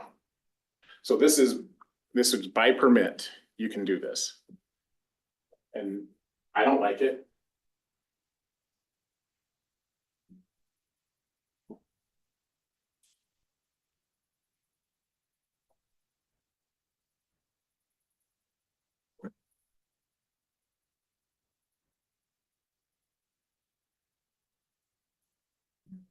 I know we've thrown out the old plan, but what's wrong with the old plan? It's a different absorption rate and different price point. Yeah. Even though really, if we're going with the statement that Derek read about the purpose of mixed use and the harmonious integrated developments, Plan A looks far more like that definition. Sure. So this to me, I'm just my opinion, this just does not match that. Now, neither would this plan. This plan also doesn't match the definition of a mixed use area. So I guess. I mean, what I'm asking is what would you rather have? This or? Well, I would say this also doesn't match mixed use. It just doesn't match the definition. It's all the same. Yeah, because it's all the same. There's no mix of uses. But the permit process, there's a difference between permitted and a PUD. The permit process says that if I meet every single one of your codes, that I can build this. Right, but if you read the mixed use definition, even permitted, it just simply doesn't But match. that mixed use comes with the commercial and the residential. That's the component of the mixed use. Right, and that's what we have here in all three plans. Sure. Is that exact thing. And so to me, Plan A, we'll call the plan from 2022, matches the exact definition of mixed use. It's mixing commercial use and then integrating into residential with a harmonious development that meets the present or the existing land or proposed land in the other areas. So Plan A, if I'm going to call it that, this one matches that. Townhome plan, flex home plan. No, I don't have an issue if let's say if we're looking at previously approved layout and lots 102 to 117 along that area are townhomes or flex homes, or the interior of this plan becomes the flex homes or something like that. Now that to me matches the definition of what our mixed use definition is.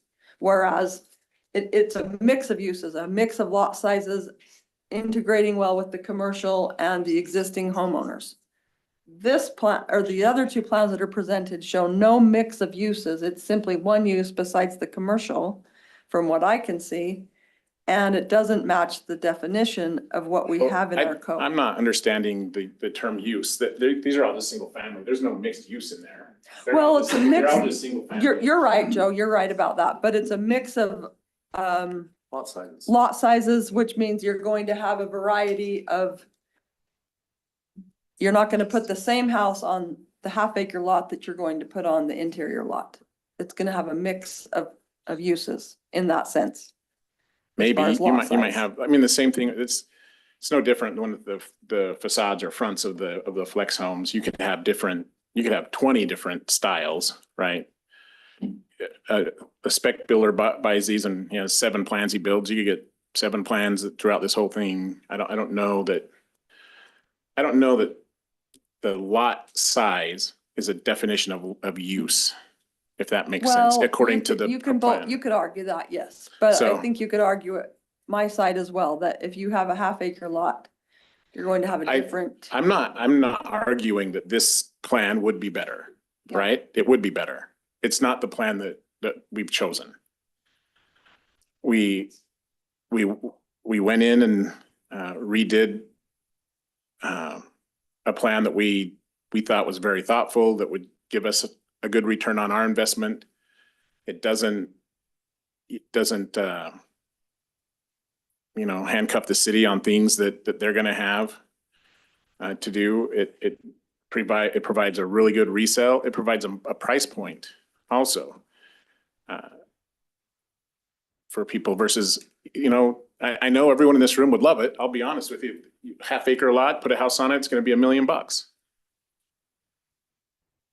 And then the complaint would be, well, you're raising my value, so I've gotta pay more taxes.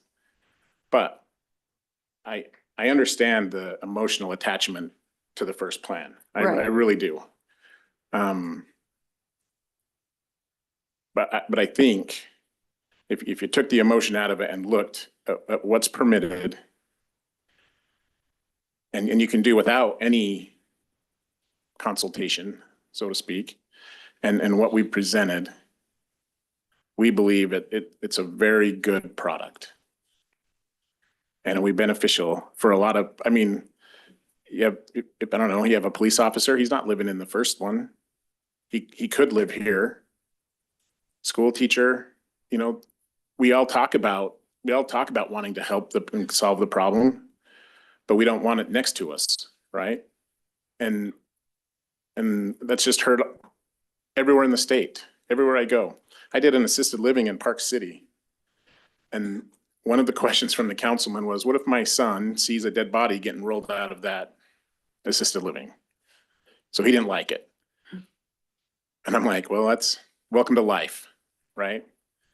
And there are things that we don't love, but that we can tolerate so that we can provide housing. Joe, a school teacher and a police officer could afford one of the 4,000 townhomes that have already been approved here in Grantsville. So I don't buy the affordable housing that's gonna be any less than a townhome that's already been approved here, invested. I believe it's in that number, okay? 2, I've been on planning commission for 3 years. Then I came to city council. I haven't dealt with you, but every developer that I've dealt with has always wanted to be a good neighbor and work with the neighbors next to them. That's been my experience. And it even, I won't say the name, some that I don't like, but they've always worked with us because they wanted to be good neighbors with the existing current homes. So what I'm asking is that buffer of bigger lots on that west end. And then you can do whatever you want with your density as it moves east. Does that completely? Tell me what you mean by that. Like, let's be. So like negotiate. the first plan, half acre lots. No, I won't do half acre lots. But I'd rather leave open space than half acre lots. And then the density as you go east. So- And that could be multifamily, that could be. Let's look at what it is. This is 100 and what? 54 feet? Yeah. House is gonna be set back here, so you really have 75 feet of buffer between the back of the house and the neighbor's fence. Yeah. Is that what you're wanting? Is that what you're asking? I would like bigger lots on the. What if we do no lots there? If there's no lots, then that would be even. Do no lots for 75 feet. and then let me do what our plan going east. How many units would that? And I don't know that, Can you pull it back up? how many units is that? Uni is, he's got, It's still, yeah, 254 is what he just, can. What would you put there? What would you want me to put there? Sounds like mayor would like some facility of some sort, or I don't know, why don't I split it with the neighbors? About 60 units Tell 'em, approximately. like, give them, if you're looking for, what, 70 something feet? Give the neighbor their own 30-foot here, all these houses, and keep the difference, and they can buffer whatever they want. Now, there isn't a person, talk about good neighbors, that's gonna deed land to a neighbor just so they can keep their buffer from you. If that's truly what we're looking for here, to be good neighbors, I have no problem with that, because if it's gonna be open, they might as well use it. We can still put in our trail, we can still put in some extra parks. We could still do that, and they get 30 feet of it, extra ground on the backside of their property to put their trees in, they could put a whole forest in. Well, that's an interesting concept. It is. I mean, I don't know if, yeah. You asked for it. Well, you said it. Is there anybody that would be opposed to that? We just love your first idea. So I know, I get it. I love my first girlfriend too, but she pumped me. Maybe that's why. I don't know, can I take questions? Is that all right? No, Okay. you're really. Yeah. Well, I shouldn't have. Sorry, it is. Be nice. If you wanna give us 30 feet, plus there's another 10 feet required by Grantsville irrigation, that's 40 feet. Correct? No, the irrigation's actually already there. Yeah, behind us, between us and you. Yeah. So there's not 40 feet, it's just 30 included.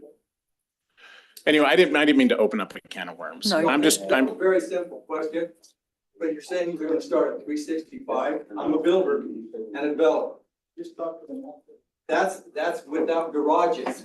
sure, yeah. At the garage, you're up nearly $400,000, council members. Sorry, I didn't mean What's to going engage the public, but I do think we can meet somewhere on that end versus the permitted, where I think the permitted was strictly 30 feet. That was the exact measurement that has to be allowed in the MU. No, there's no problem. Those are the two issues, west boundary and the parks. Say it out, say it louder. I don't want to speak for everybody. Well, The two major issues. You're gonna say the same thing I'm gonna say, I'm sure. We've done across the board, any new developments, specifically new develops with higher density in lower density we've protected the citizens around them. And so, or we've asked that they at least be considered in the process, because they are already there. And I get that we're talking about what has to happen to make it work. I do like an opportunity of different product type. And specifically this product type, I think, could work for some of our younger families, where we have a disparity of, not that product type, but protecting those around them. First and foremost, I do have, when we talk about how many people we put into this space, this permitted, creates a concern that I have from a safety standpoint. And I've vocalized that. And then the other component is yeah, just where they go specifically. I know as a citizen mentioned one issue that we had along this area.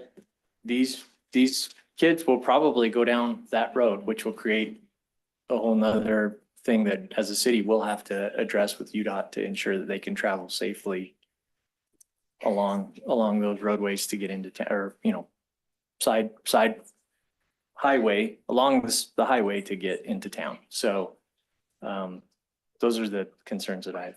Right, well, So we in my will, opinion, we just need to, and you probably won't like this, Joe, but I think we just need to table this decision till we can work out the west boundary and the parks and come up with a solution. The citizens could talk to us as council members. We can try and come up with a solution, but that's just my opinion. And one thing back to what Jake was saying is the city would then feel responsible for creating safe travel there along Main Street, and that is UDOT's property. So there would be nothing we could do about it. It would be completely up to UDOT when they added sidewalks or added an additional lane going each direction. It's something obviously we are wishing they would do immediately, but they aren't, and it's not anything we have any control over. So that is a concern. Cause that's outside, right? So was that discussed in P and Z? Like, did they cover that at all or? I mean, they talked about like the traffic study and what that, would look like, but again, it's outside of our scope. We don't control what UDOT's going to do.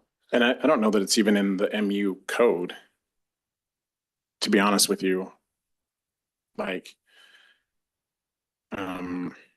I think what you're asking is to solve a problem that is a city problem and stuff, but not necessarily, it's not a development question. Right? Right. And so the decision to make it part of an MU is easier now than if we have to go to a permitted thing or if we go to, those things. I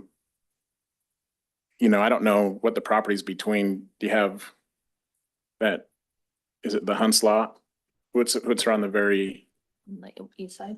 east side? Yeah. No, right here.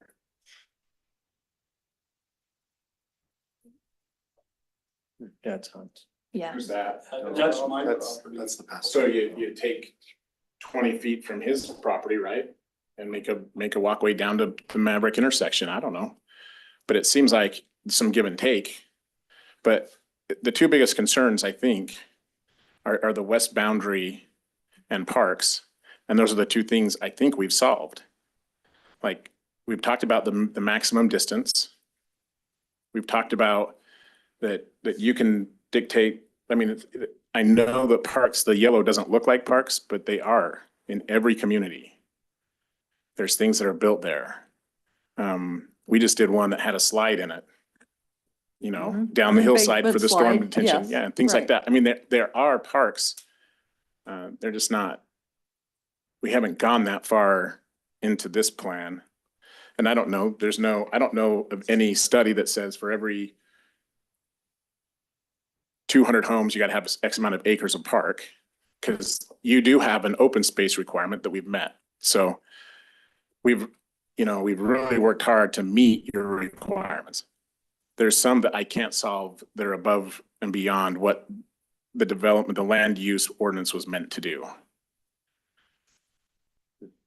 So, and if you want to table it, I would rather have very specific guidelines, meaning if we hold one meeting with the neighbors and what, 3 of you can't be there, but 2 councilmen are there. And they can Well, I be believe heard. we can even notice that as a work session. I would be And fine, then all council members can be present, correct? Yes. but what I don't want is to think we're just going to table this for 6 months and wait, as things. I mean, I've already waited 3 or 4 years for this, and it's not, I mean, they think it's easy. It's an arduous, very hard process that you go through with all of the reviews and the time and the engineering. I've done a full-scale engineering on this, and I don't even know if I'm going to get approval, because of the way that the code is read. So we read the code to benefit the city in exactness, right? So that's what I'm saying. Let's make it urgent. Well, I guess my question is, in 2022, though, you could have completed it, right? You were approved for that plan. Well, there was debate then, and none of you, maybe, I don't think any of you were there at the time. No. But there was a big debate between Romney's and the Grantsville City Improvement District, the PID that the Romneys have, that really, it really is Grantsville City, right? It's not Romney's. I don't know the mechanism, but that came. RDA. The RDA. So yeah, the redevelopment agency became a big sticking point. And, So the one in 2022 was not approved? it was approved. But then after it was never recorded, but after the approval, so that plan was never recorded. And according to Grantsville code, after 1 year, it's done. It's just gone. It expires. Yeah, If you so, don't start the project. yeah, if you don't record the plat. But at the time, Romneys were coming saying, hey, we want, $500,000 to repay this stuff. And I said, well, show me the agreement. And there was a big fight and we waited. And even to this day, Shelby got an email from them saying, well, Joe reneged on his agreement, and that's not the case. But so there's a lot of political stuff that got us to here. So, and you guys weren't privy to that. But this is something that, like I said, we put hours and hours and hours and hundreds of thousands of dollars into to make it much better than your permitted process. And I'm acquiescing, like, I'm trying to do what you're asking me. I mean, I guess, yeah, I don't know what else to do. So this, sorry, Go ahead. this hasn't gone through rezone. It was MU in 2022, right? So when it annexed in, it was zoned MU. Okay. So, yeah, we haven't done a rezone to go to this project. Okay. I feel like we're being punished because of what the Romneys are doing. We're getting Yeah, it's because there was a fight between the Robbies and then not as good as a plan as the original. yeah, so now it's worse. But what I think he's asking is give us direction. What do you guys want to see on this west side? Do you guys want a work meeting?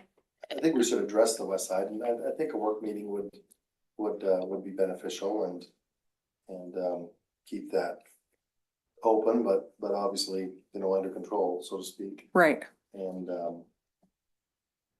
yeah, I think we can come to some sort of compromise. I think the buffer is probably the main thing. We understand that you have your land rights, and I think there was multiple citizens that mentioned that, in what they said, and you were able to develop this land.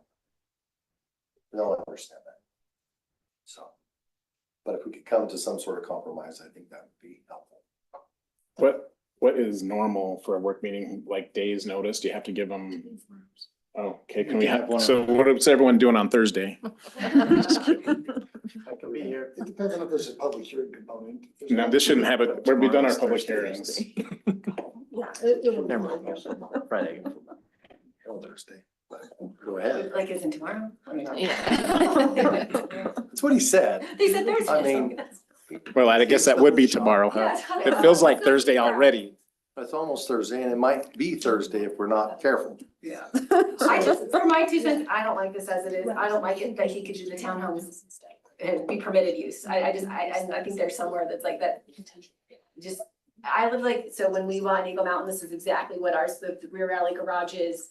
But we were in the middle of nowhere and I'll tell you where the kids played. It was in the alleyway. That's exactly where they played. Because we had They play very soccer in the roadway. small, yeah, in the roadway. I mean, but we were very far from a highway. This is right next to a highway. We've got traffic. I don't like this as it is. Again, I know he has rights and could do the permitted use. I don't like the permitted use either, to be honest. I think that this is a lot in a very small area. And I'm not saying he can't do what he can do, but I think there needs to be some Well, changes. so one thing too, I want to bring up, we're focused on Main Street, 112 a lot. What's this gonna do to Durfee? That intersection's already messed up. That is gonna have a big toll on this too, because people are gonna go out on Durfee, can't turn left, only turn right. It's gonna cause a headache right there as well. We're gonna go down and try to make a U-turn. Yes, Which exactly. some people try to do. Yeah. Well, and one thing, what one of the citizens brought up was just the safety concerns, fire getting in there. I know that's not your issue, that's a UDOT issue, but it. I want to be clear to keep it to develop, keep No, it to development issues. Yeah, I'm with it. I can solve. But it does bring up, I mean, they do come, it is that issue, but they do come together when we compound it by 254. By 200. Well, and it may not be a developer issue, but it's gonna become a city issue. So I mean, whether it's UDOT or whoever, it's the citizens that are gonna be, we have to be. Right. Whoever we address that It's a to safety is, issue, so so. potentially, so. Do we have, I mean, our traffic study addressed that Cook one too. Correct, but I mean, So I don't know what to do other than give you, here's what an independent engineer for traffic says. So When was that traffic study done? before, when we were gonna turn in the permitted townhomes, we updated the traffic plan then. So it accommodated all of these. And when we turned in our encroachment permit to UDOT, they reviewed it too. Yeah, I mean, you got high density going on the north side as well of this. Yes, No, no. the It's south side. Behind Maverick. that's strict. but that's not north of this. That Well, was west of this project, northwest of this area. but still, Are they there? Have they come through the process? no. Partial. Yeah, They Because have, they're asking Yeah. for a rezone. They came in No. and gave a conceptual and asked Yeah. what our opinion was on the conceptual. It's back in their hands. but there is additional high density to the south of this in the Romney's residential development. Directly. But see, this is why it's really important that we keep focused. I know. This could swallow up and we get off on tangents. Right. What does the I code, get that. what does the code say? Because, you know, I guarantee you if, I don't know who owns that property on the north of there. But, That's not a part of this, so let's don't talk now. well, I know, but it Stick is becoming part of it because it's taking us out of the parameters. So I would just say, stick to what the land use code is. You know, and the things that can be done within it and the things that we've done to make it better. but that's been the problem with Grantsville for so long is we're thinking in this box. This is a public safety issue. Even if it is UDOT or not, we've got to think, I've got to look at that too. And we'll look at your land use thing, we'll prove whatever comes to us, but we got to keep in the back of our minds too, that it's will eventually, and maybe it's not dealt with you, but we need to be aware that this will become a public safety issue. And I want you to. I really do. Yeah. I know that seems disingenuous, but I appreciate that. Well, and we can't really look at things in a vacuum of we have to look at everything because that's, I mean, Yeah. as to this developer, yes, but I mean, we can't just go, oh yeah, look, here, I mean. But here's what happens. This project goes in, Romneys have to come with now their traffic study and they have to account, right? So it's not like you can just build just because. They still have traffic counts that they'll have to prove to you. But theirs is already approved. So they won't have to have a new traffic study, even though you're going to add 250 something units in here. They've been here and got plat approval? Right. They have PUD approval, they don't have plat approval, but I mean, the fact is their numbers ain't counting for Joe's and Joe's. Neither one are accounting for the other. Yeah. But if they have, But we need to account. I would love to see their Yes. PUD approval and when they got it, because I'll bet you it's similar then. And I'm just saying, let's just stick to what the code is and the things I'm willing to do versus, you know, the what ifs of the world. I think one positive is it is a different product type than we've seen. And that's, Yeah, if we have a disparity in age group inside this city, it's between the ages of 18 and probably 25. None of those young families have a place to live. right. So that's why most of them live outside the city. So anyway, I think if we can have a work session and we can address those two items that I feel are of concern.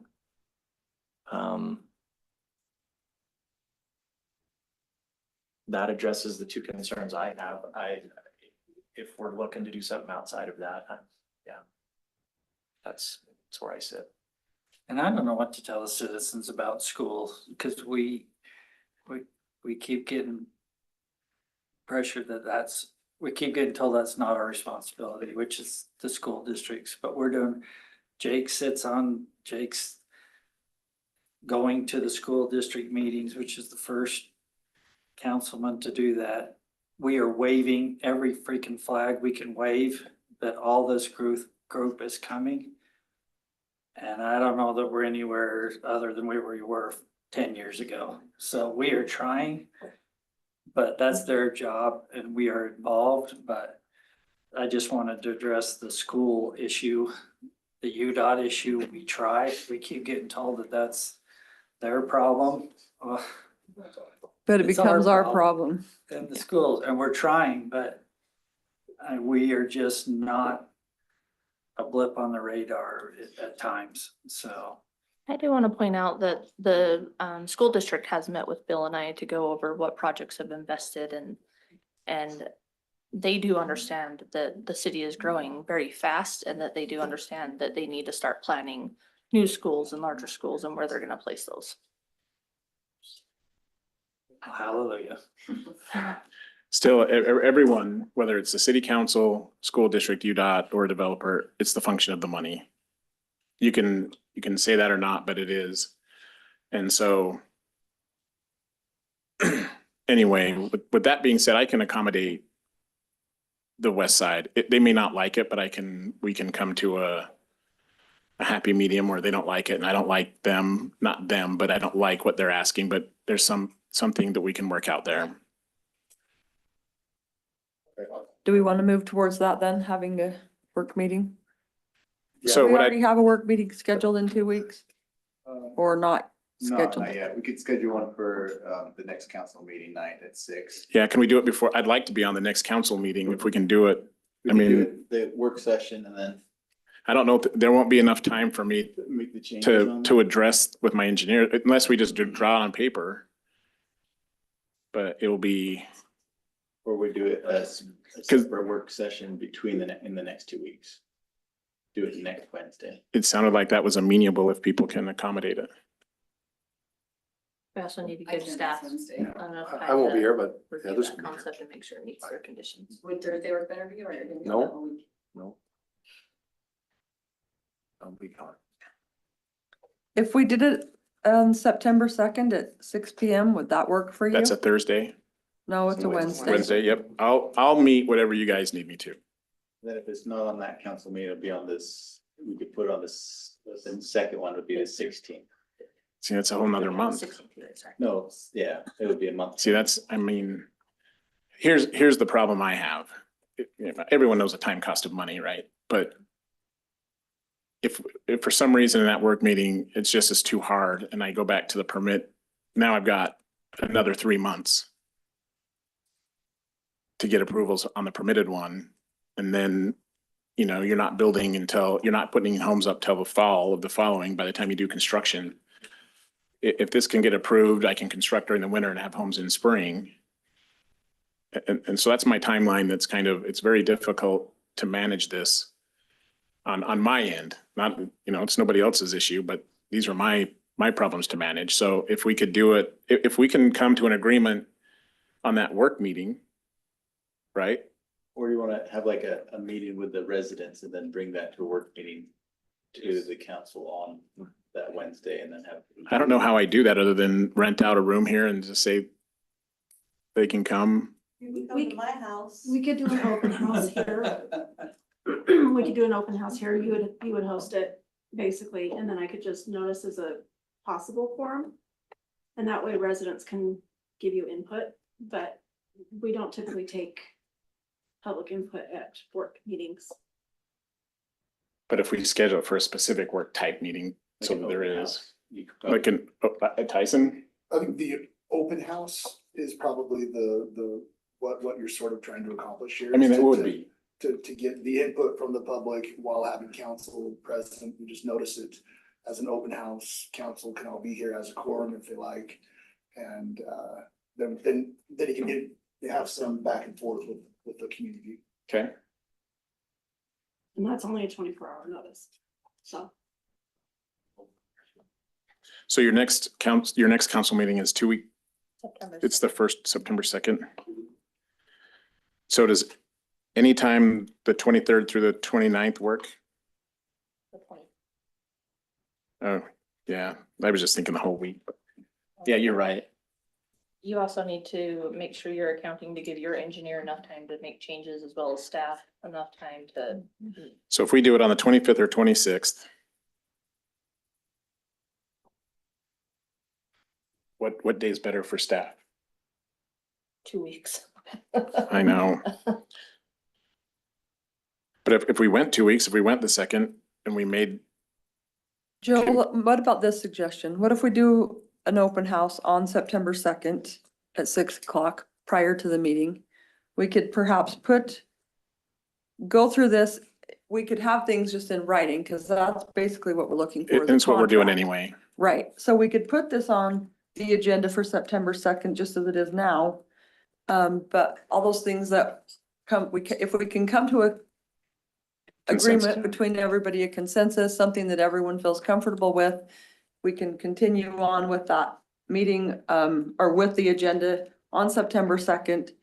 If you feel like it's going to be better to go back to your engineers after that September 2nd meeting, we can table it and move you to the September 16th. Okay. Depending on how things play out on the 2nd. I Does can that live seem with like that. a good solution? So what I'm hearing, just so we can, is, Jake, I didn't get your second. The first one was the west side. Parks. The parks, we can take care of. I'm pretty sure that we can, if you'll come with ideas, what you want. And I know it's not fully designed, so maybe. Yeah, Come in with what you anticipate for those. That would help. I okay. mean, we see a hole there right now. Yeah, I can surely have them put some things in there and Just if trying to we, get an idea of what and how. let me ask you this, is on the west side buffer, are you against things being there? Like if there's a trail and No, I'm not personally. it's just not housing. Yes. So if we put some of our parks and, we wouldn't put huge soccer fields, but maybe we'd put a couple of mini ones in where people could play soccer and they're not having full-fledged games anyway, even you Would put it be better for you to put a larger lot on there from a. well, but it from doesn't, investment reason? yes, but it doesn't accomplish what you're asking. We could put some bigger lots. Because it creates a buffer, right? It creates a buffer similar to what's on the other side. So that's why I was just wondering, like, rather than go the route of no space, nothing there at all, a home there with the backyard that's gonna be. Yeah, I was just wondering why, that was a question. When you mentioned The nothing at answer, all, I was the just answer curious. maybe, because maybe the consensus, what is the street frontage on a lot that's the minimum? For MU or? No, just say like a typical 30-acre lot. You're 60 feet per 1/3 acre and 70 feet per 1/2 acre. So I can have that drawn up and just take that into account and see what 60 and 70 and just see, and maybe that goes all the way back to that line. Maybe, would the council rather see that versus a 70-foot buffer with some stuff in it? I think that's a question that I'd rather have the residents that live there that will be directly impacted by that answer. Okay, I'll see. I think my engineer should be able to do some drawings and some schematics for that. I think that'd be great if you brought that. Yeah. To that meeting. Okay, cost me 10 grand to do it, but every time it's like working with Rocky Mountain Power, 10 grand to talk to them. But Asking for a grant, we're good for it. no, where is it? Oh, geez. He's already taken. We would love any ideas on, like or not, most retention ponds in Grantsville are weed patches. So any ideas you got there? In all the other developments I've done, we've developed them and made them, put some artificial turf and things in it. Yeah, I can bring you some examples, real life examples. That's what we're I doing was now. just gonna suggest. Please don't just draw it in on, a little top park on here. Give me a real life picture.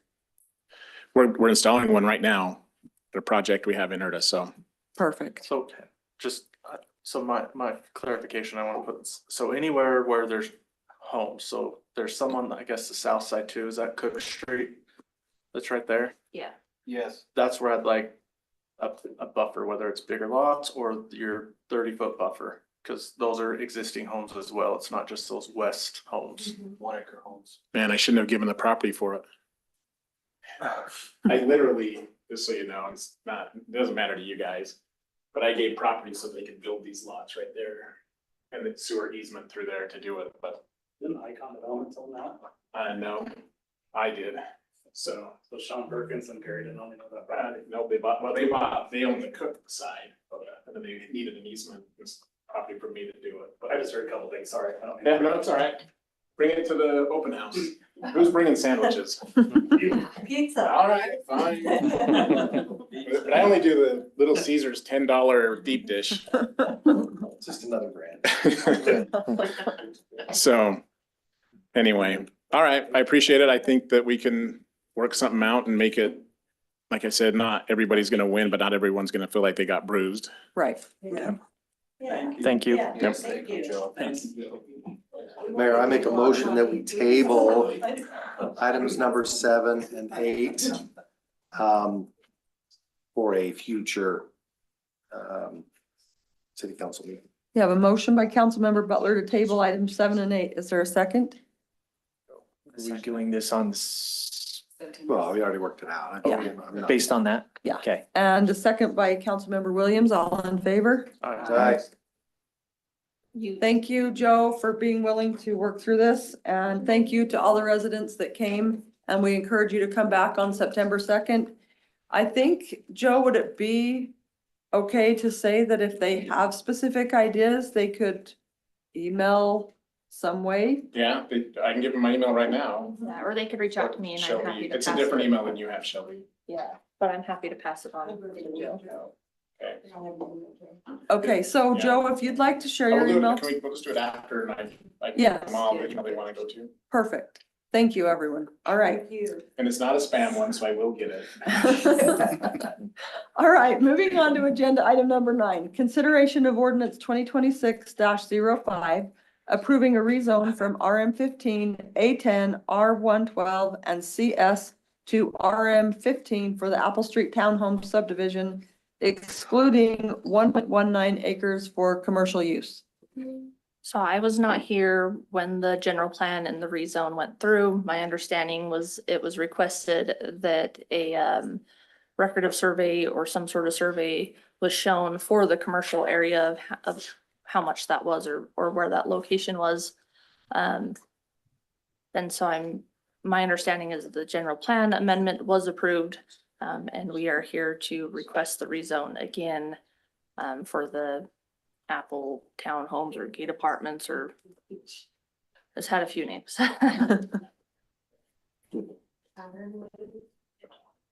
So we've already approved the. Didn't we do this? So I was like, this seems like we've already. So you would approve the general plan amendment, but then tabled this one.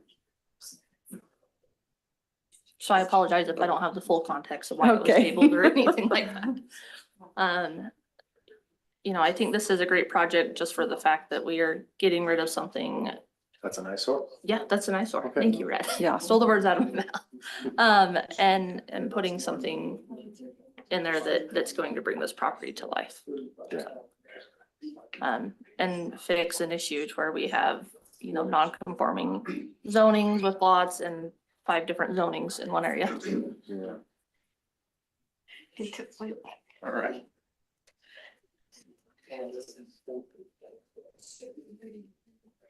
Anyone have any questions on this? Nope. It's. We beat this one to death too, I think. I feel like we've got this one a lot too. If anyone would like to make a motion? Mayor, I'll make a motion, we approve ordinance 2026-05, approving a rezone from RM15, A10, R1-1-12, and CS to RM15 for the Apple Street Townhome subdivision, excluding the 1.19 acres for commercial use. We have a motion by Councilmember Dalton and a second by Councilmember Butler. All in favor? Aye. Right. Item number 10, consideration of resolution 2026-58, accepting federal transportation funding awards, authorizing staff to execute related agreements and providing for an effective date.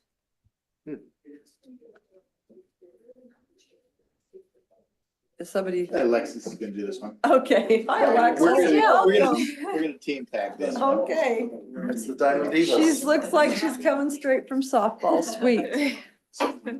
The rest here, okay. Yeah. Can I plug this in? Perfect, yes. I guess it's a good thing we stalled out. In our plug? Thank you.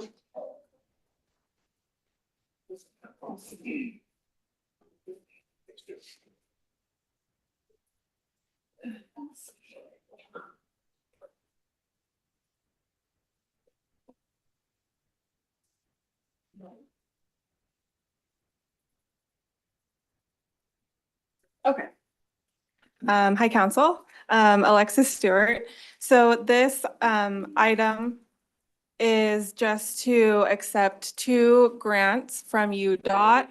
The acceptance will combine them into one project, and then we just need the mayor's approval to sign a letter for UDOT, and then also just to approve funding to fund the projects.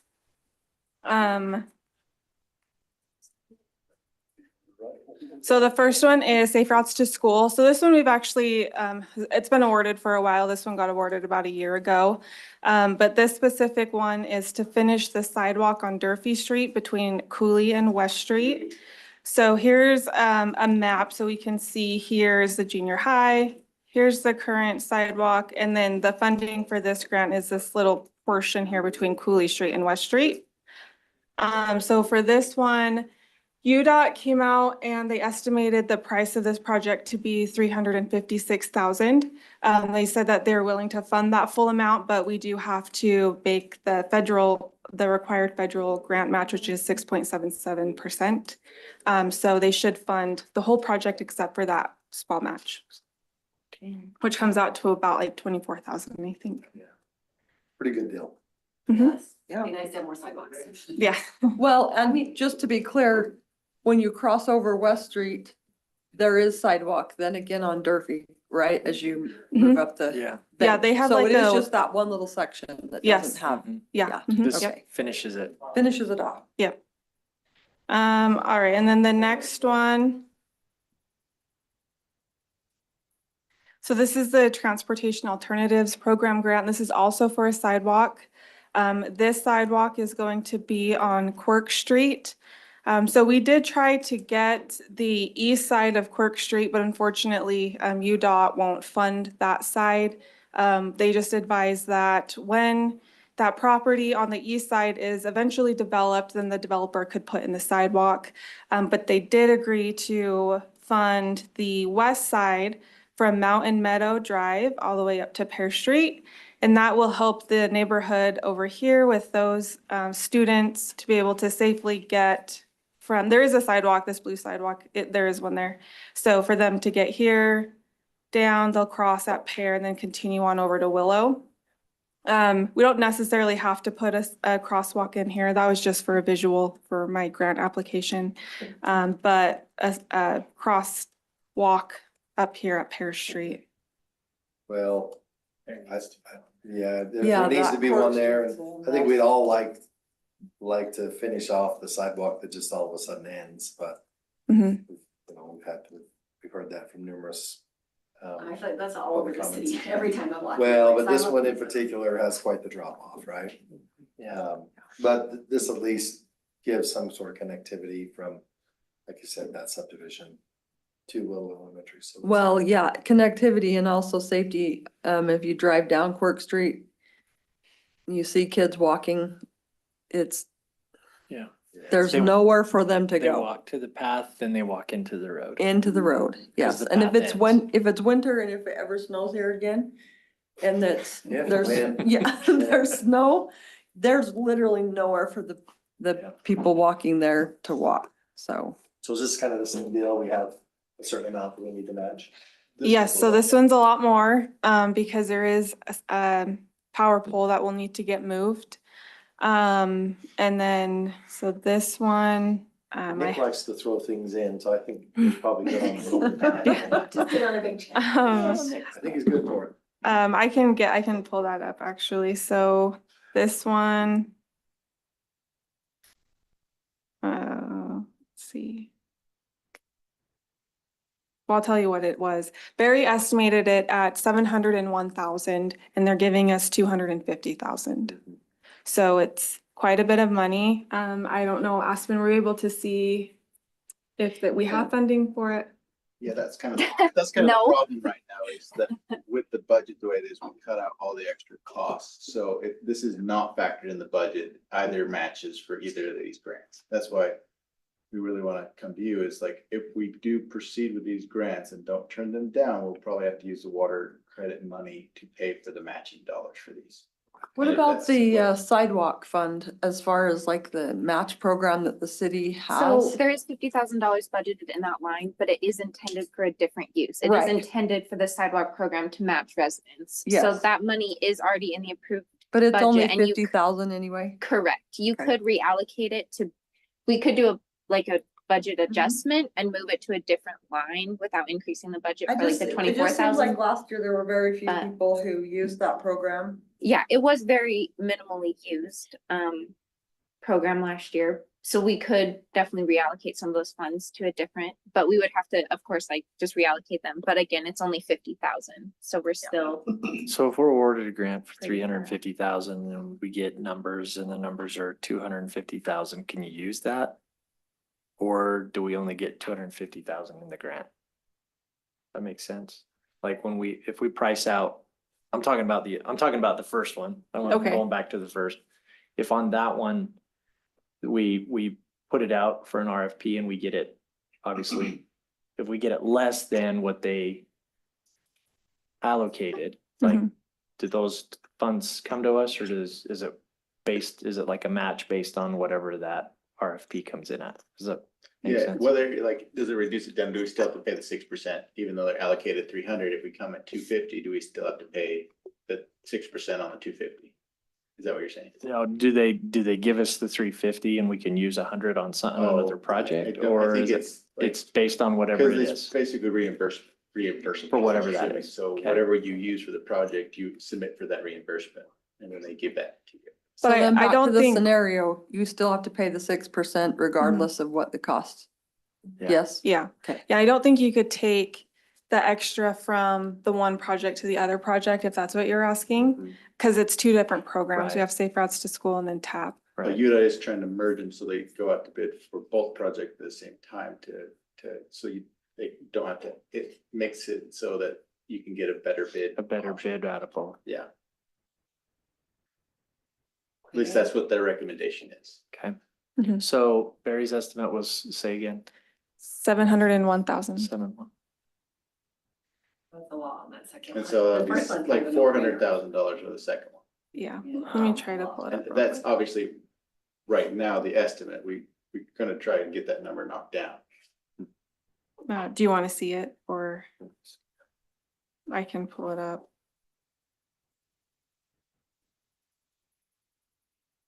Thank you for your efforts going after these. I finding safe paths for our kids to walk on and like that's one area that we really need. We're kind of behind on. Yeah, I agree. I Sidewalks think for our listening kids. to like citizen feedback, I think this is one that I've heard a lot on just because, yeah, the kids walking and then in the Area dirt road sidewalks that go in the to dark. nowhere and- Right. Yeah. I would Yeah. have to say of all the sidewalk areas in town that I've had citizens reach out to me about, this is the very highest number of calls I've had. The Is one on Cork to Pear. the one on Quirk to Pear, yes. Yeah. Because that whole subdivision has no safe way to get to the school. So this is Barry's estimate. It's kind of long, but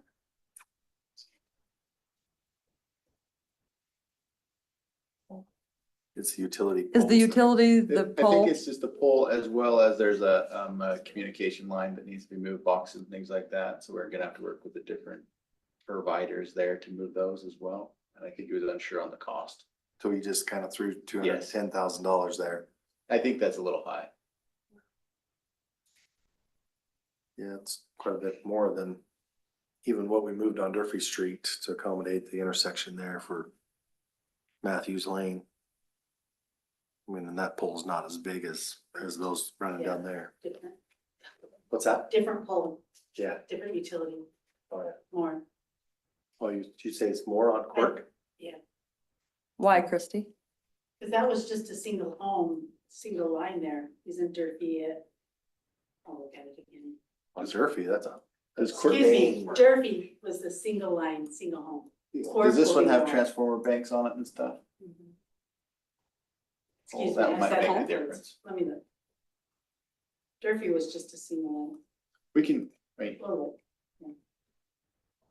the hard part is if we say yes to it to UDOT, then we commit to it. And then we can still pull out, but the optics are not great as we go along. It's better to not do this one if we don't want to commit to something like that. When we said we wanted to use that water credit money for grants, try to To double double the the money. money. I Well, think this is a good use of it. Yeah. What? It's Okay. that power, that one. Yeah, there's a bunch of them. I'm surprised someone hasn't just hit it yet. That's the power pole. Right there on that. Yeah. Why was spot. it put there to begin Hey, I'll with? get it tomorrow. Yeah. Won't say that out loud. We gotta move this pole. So just that one pole, that's it? Yes, and then there's obviously the telecommunication lines that are there. But a lot more than a single home. Can we just design the sidewalk to go around? Yeah, we've done that before. Like the sidewalks on Overlake, they're just all wavy up and down. So part of it we're, was- we're only talking though, just on Quirk Street. We're not talking about turning the corner and heading towards Willow, are we? Willow. That's done. There's already a It's Yeah, already that's what I done. thought. That's Yeah. done. So this So- is just, It's just this here. Yeah, it was. So huge, from Mountain right? Meadow up to We'll Pear. have to secure some of the 20 right years of ago. way for the pair That is one other additional cost, property there. because we do have to obtain a right of way from the marshals. That is, I think he Because would their have put that property in his goes further estimate. into Quirk. I think he did the right Yeah. of way. Oh, is Cost it in and there? his Sorry, I adjustment. missed that. Yeah. oh, Oh, yeah. 58,000. Yeah. It's about an acre, correct, that needs to be obtained? I'm not sure.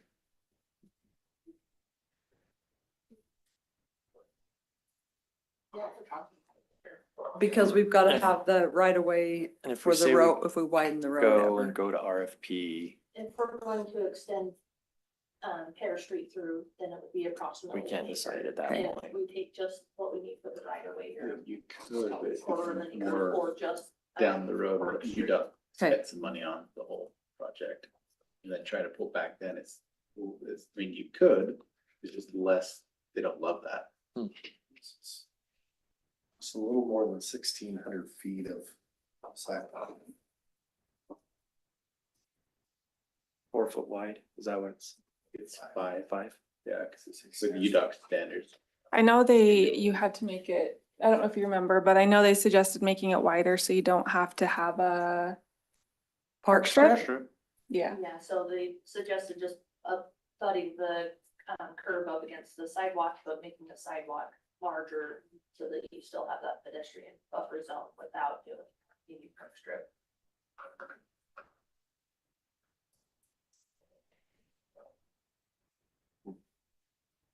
Okay, so that's that.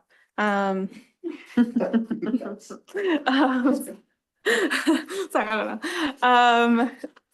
If we're going over that. So what they're looking for initially right now, UDOT is just that the mayor just signs a letter saying that they can combine the two projects into one, and that we're willing to do the federal match of the 6.77 and then willing to pay anything additional that the grant funding doesn't pay for. And then once they get that letter, they'll take that to their transportation committee, and then they'll present it to them, and then they'll do their thing, and then we'll start working with them to find like a designer and all that sort of stuff, so. And then this is just an example of kind of what the letter, we would have the letter be that the mayor signs. So the total cost of both projects, or the total cost of both grants was what? Or the total award for both? 606? Around 600,000. And our cost is going to be Probably 400,000. 425,000. Essentially, we've more than doubled that. We spend 400, we're going to get more than double that in grants given to the city to put in sidewalks, which we all know we're in deficit for. Step in I the don't right know. direction. I think it's worth pursuing, certainly. I do too. I think we need more safe. I mean, I see kids on bikes, scooters all the time in the middle of the street, especially by my house. It's, Walkability. there's is no important. sidewalks. Yeah. So, I mean, and it is really nice, like, you know, now down Willow Street, there's, you know, nice sidewalks. I mean, not by Red's house now. Yeah, that's coming along. But I think it's important. There's a lot of kids that walk. So I Yeah. think this is a good use of our money to make sure they're safe. My question is, why is the safe route to school, the one on Quirk doesn't apply for that, or we couldn't use that same program, or we only get one, or? It was We got just, more for that one, it seems like, than we're getting for the tap. yeah. I think because we already have Safe Routes to School open. But It's I know, that's just it's just a interesting different because grant type, and Yeah. again, if we don't feel like that's worth the cost, the big benefit out of that, then we just turn it down and just go with the Well, I safe mean, I routes to think school. it's, I mean, it's always And good try to have for a different one. somebody's willing to give us some money to help us out. I don't think It does it's a bad help a thing. lot, because right there, sorry to interrupt. No, you're good. It's that's already developed, so the city's gonna pay that cost at some point, if that ever puts in the sidewalk, so Right. either we're gonna have to go out later to get a grant, when we have other means to pay for it, besides the watercraft. It would be either taxes as we get bigger, or things like that, pay for that, and we can push that off if we want to, because that's the consideration. I think they're both good. I just wondered, because it like the safe route to school seemed like it was a lot. It was more money than we were getting for the tap one, so I wondered if we could use. they actually, I believe, if I remember right, they gave us more than what they were allowing. Because our initial one was like 313,000 and we were only asking for a portion of that. And then they were like, we had our own estimators come out and we estimated it to be at 356, and that's what we're going to give you. So I don't know, maybe if they just didn't have a lot of applications, but they did end up coming back and they're like, we're actually giving you more money than what you asked for. I think it's Alexis doing a great job as a grant. Yeah. She's really convincing. I think these are both good options. Yeah, that's all. All right, thanks, Alexis. You're welcome. Let's make a motion. How's Yeah. that? Let's do it. Make a motion, we approve resolution 2026-58, accepting the federal transportation funding awards, authorizing staff to execute related agreements, and providing for an effective date. We have a motion by Councilmember Butler. Is there a second?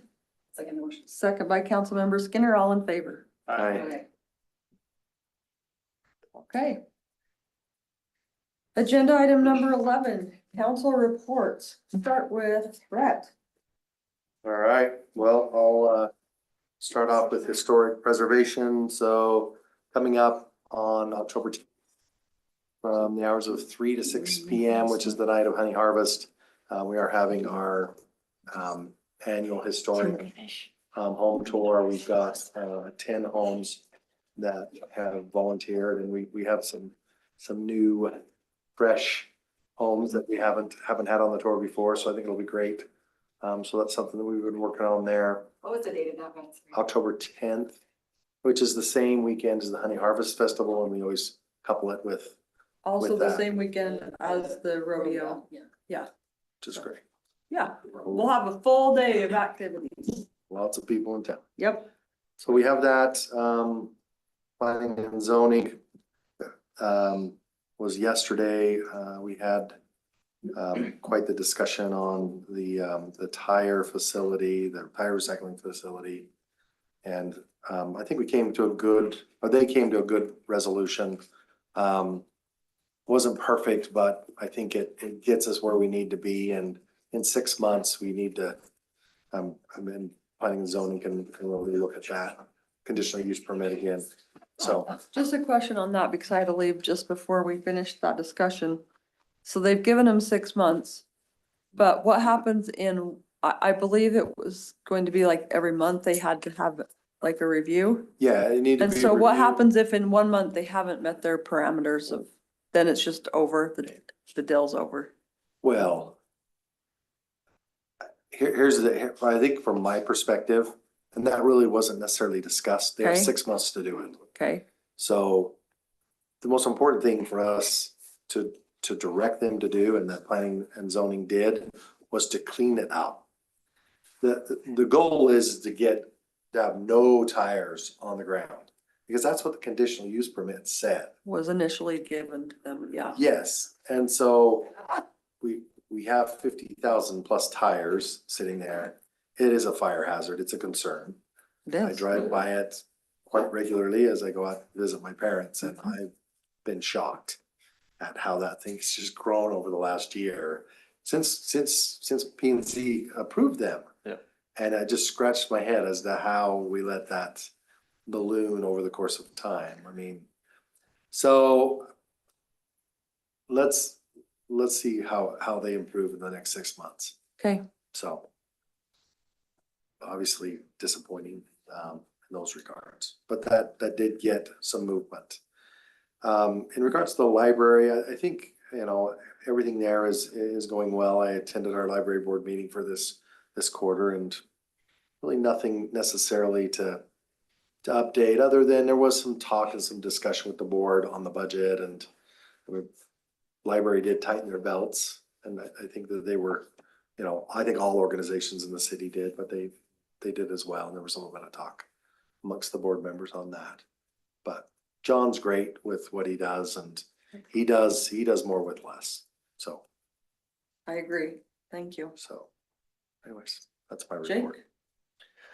I had a time conflict with the last Veterans Memorial Park meeting, but we have completed phase 1 of that. And so, which was what we had allowed and budgeted. And so we're to that point. They continue to fundraise and look at other options. And so as to try to get, the next phase, I think the goal is to try to have that park and have irrigation in and get it to the point where it has grass and then kick it into the next year. And so I know there's a lot of moving components, as people, they're starting to get more momentum as far as donations and those kinds of Right, my things. question So was going to be, do you know how much they did raise on the 4th of July? Because it seemed like there were a lot of donations coming forward that day. I don't Yeah. know. Yeah, the numbers. we went through, I think we went through all of that. I was a little surprised. I felt they could have charged more for the cornhole specifically. That was one of the comments that I made. I think, I know they tried to keep it, within a range that kids could play and do that. But I know they've had a number of corporate vendors that have pledged money, and so they've got yeah, and more momentum, I think, now that it's the park and you see the monument, plinth and everything, the foundations for that. Obviously, it's gonna look a lot better when it's finished, but all of those components as they're going in, I think it's, getting more momentum. So that's where we're at with that. As far as the school district, we've had several meetings with the school district, and we've drafted an MOU, and we're in the process of going through that. I think we've gained a lot of ground as far as a good agreement in place for the Cherry Street Park, and so there will be more to come on that, and then that will come before the council. To maybe generalize kind of where we sit, they will take care of the park for the entire year, and ensure that those playing surfaces are kept in a manner that we can put kids on them. And then on top of that, there will be a fee that will be associated with that. So Not for us, for them. not for us, for them to utilize the park. And so I think that's a good step in the right direction. There's a lot of challenges with the park, mainly as it's kind of been a shared it's been a shared resource and it's gonna continue to be. And we're gonna do that in a yearly agreement, so the council can establish that year by year as that gets more challenging, as we continue to grow. So hopefully some of these other parks will alleviate some of that pressure, scenic slopes, but they would like to continue to utilize that park for the school purposes, at least next year. At least for one more year. Yep. Okay, thank you. Derek? Not much. I'm locked out of my city email, and that's where my notes Oh, were. I was too. I had a call Dean. We'll get with them tomorrow. I had a call Dean today.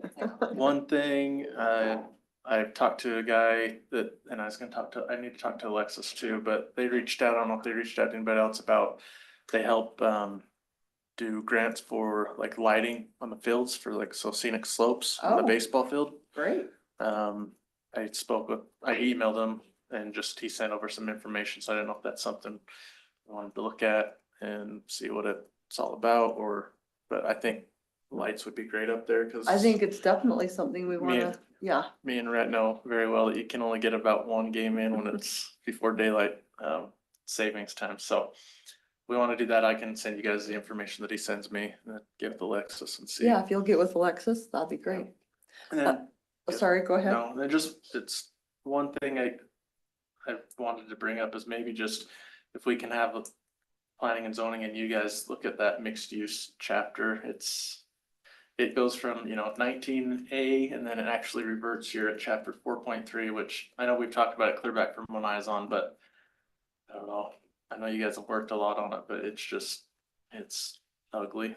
That MU word is like a swear word in my vocabulary. But it's just, none of us. there's a lot to it and you gotta cross-reference, and I don't know if that's something that, I know you guys are taking on a lot, but maybe in the near future, I don't know, maybe a Christmas present for us. Actually, I think it's my opinion, like, I think it fits better in larger, in a more metropolitan city type areas, like it almost doesn't really fit in Grantsville, in my opinion, at all. The intentions were good, what we wanted to try to, but it just like everything ordinance, we start doing it and then we see maybe we need to make some tweaks, but. Would you rather, I'm sorry to interrupt, but would you rather have us look at massaging it and trying to get it right? Or would you rather just repeal the No, whole so, thing? I mean, so it's hard because we've got 19A, which says mixed use, and it has all the different square footage of lots and different things, but then you have to revert to 4.34 for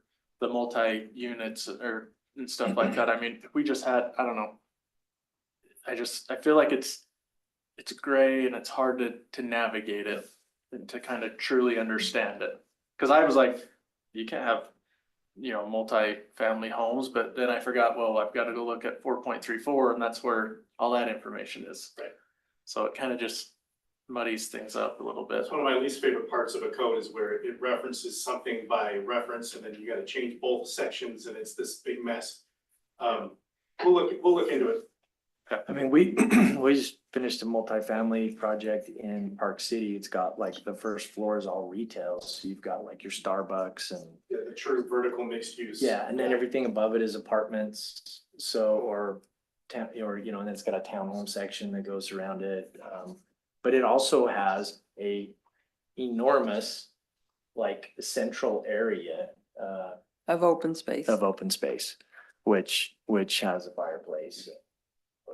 One of the things I can think of right off the top is that mixed use developments really want to be large acreage type developments, not these infill 20 to 30 acre type things. I know that's a lot of acres, but when you're squeezing that kind of thing in, you're already dealing with a fabric of a neighborhood that's already existing.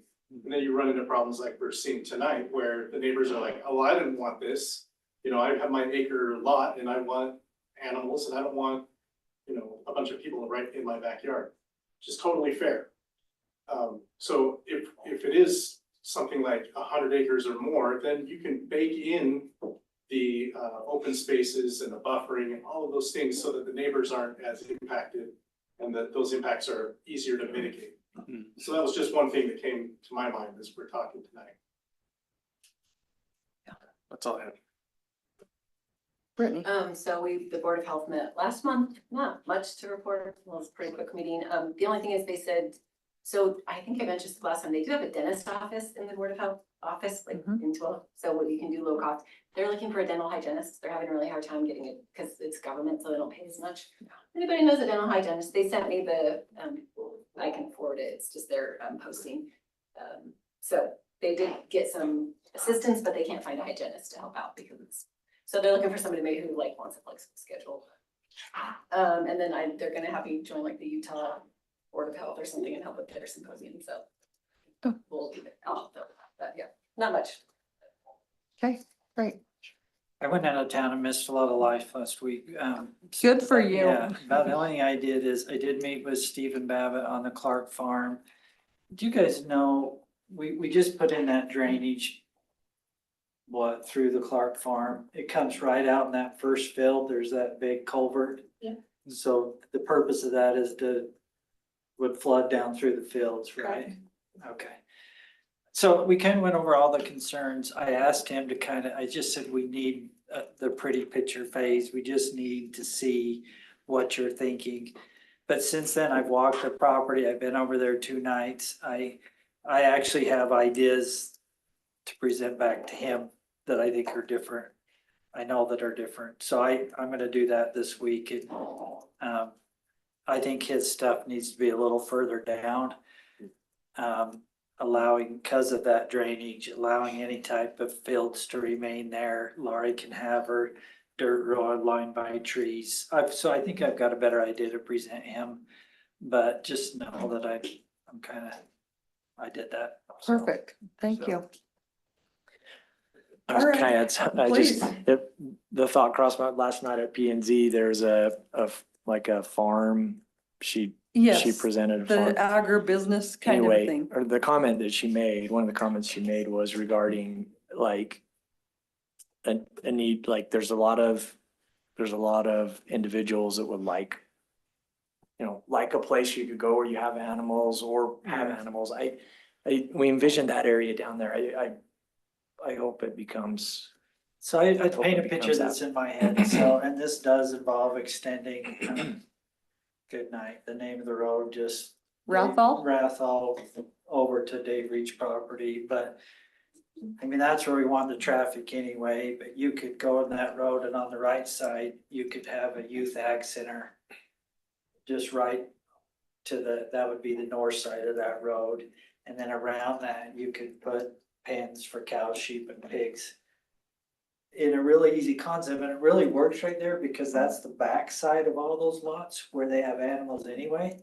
So I think the further you push that, I mean, you typically don't want people, it's not a petting zoo, right? Right. It's not a, Right. You don't want walking trails through this. It's for the youth, for them to raise livestock. And he's got a pretty good vision on what he would want there, but you can kind of vision in your head a youth ag center with pens around it.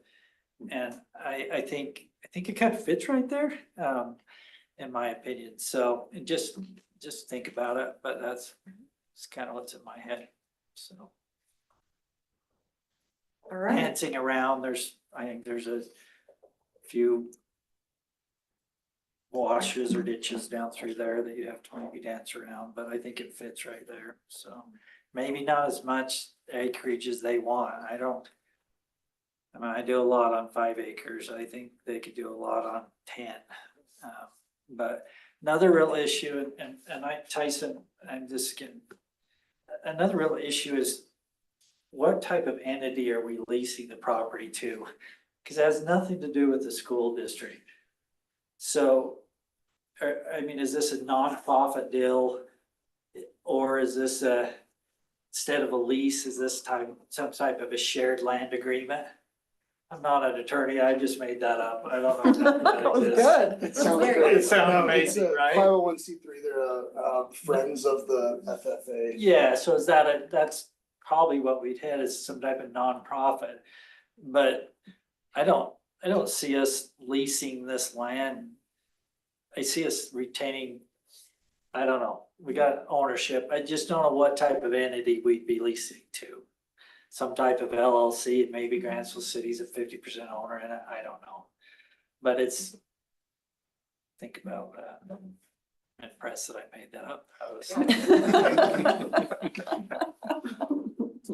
I'm done, All right. mentally and physically. Least amount of mosquito bites I've ever had. Yeah, So I'm sure that was the mosquito abatement and not the weather. I'm sure that's the water, really. It's both, yeah. No, that's, Yeah. yeah. Anyway, the 18th and 19th of September, I think we mentioned this before, but that is the grand opening of the new racetrack. That's like their big event. So if you're available on those dates, they would love to have us be involved with that. On the 18th, I have it starting at 2. Do you know if that's really? No, I don't know because we still don't know. Oh, okay. So I I just don't my have calendar. it. I don't have anything as far as, I think they're still putting that together, Okay. how that's all It's 2 gonna days, the go. 18th and the 19th. Yes, I think the 18th is going to be more like by invitation. Okay. And the 19th will be more for the public, yeah. I know it's not July, so I can't say Christmas in July, but Christmas in August, I'm just wondering if anyone has any ideas for our city Christmas party. The last couple of years, they've been to the old church on Clark Street and had a dinner during the day. That's correct, right? Correct. As far as the city employees who are here, how do you feel? Like, is that the best time? Would you prefer it was an evening? Do you prefer it in the day? Please say what you want to say. I love it during the day. It's Okay, Christmas, you're busy, and another thing at night that takes you away from family. okay, I'd prefer it just during the day with our employees. They're more comfortable. Our family members are not feeling like they have to be that third wheel out. right. It's So also really hard for those that commute. Like if you have it in the evening, like do they just, especially for public works, like they're typically done at like 3:30. 3:30. So it's like, do they just drive around until 7? Do they go home, turn around, come back? Do they come potentially 30? Right, Like, it's kind of like a logistical nightmare for those that commute, I think. okay, so staff would prefer to leave it as is. Leave it to- my team would. Okay, anybody else's have comments on that? You're good with it, Bill? Is that what that was? I loved it. I thought it was great. Okay, Yeah, I think it's great. I mean, we did just open up the pavilion, so if it is a warmer year again that we have, I think that would allow us to play like games and not be so crowded and cramped, as we grow as a city. in that Unless the area. racetrack can house Yeah, us instead. hey. There we go. Because we are outgrowing the church. yes. Then if they could let us drive a Lamborghini a couple of laps around. You know what? On the 18th, I'll talk to him about that.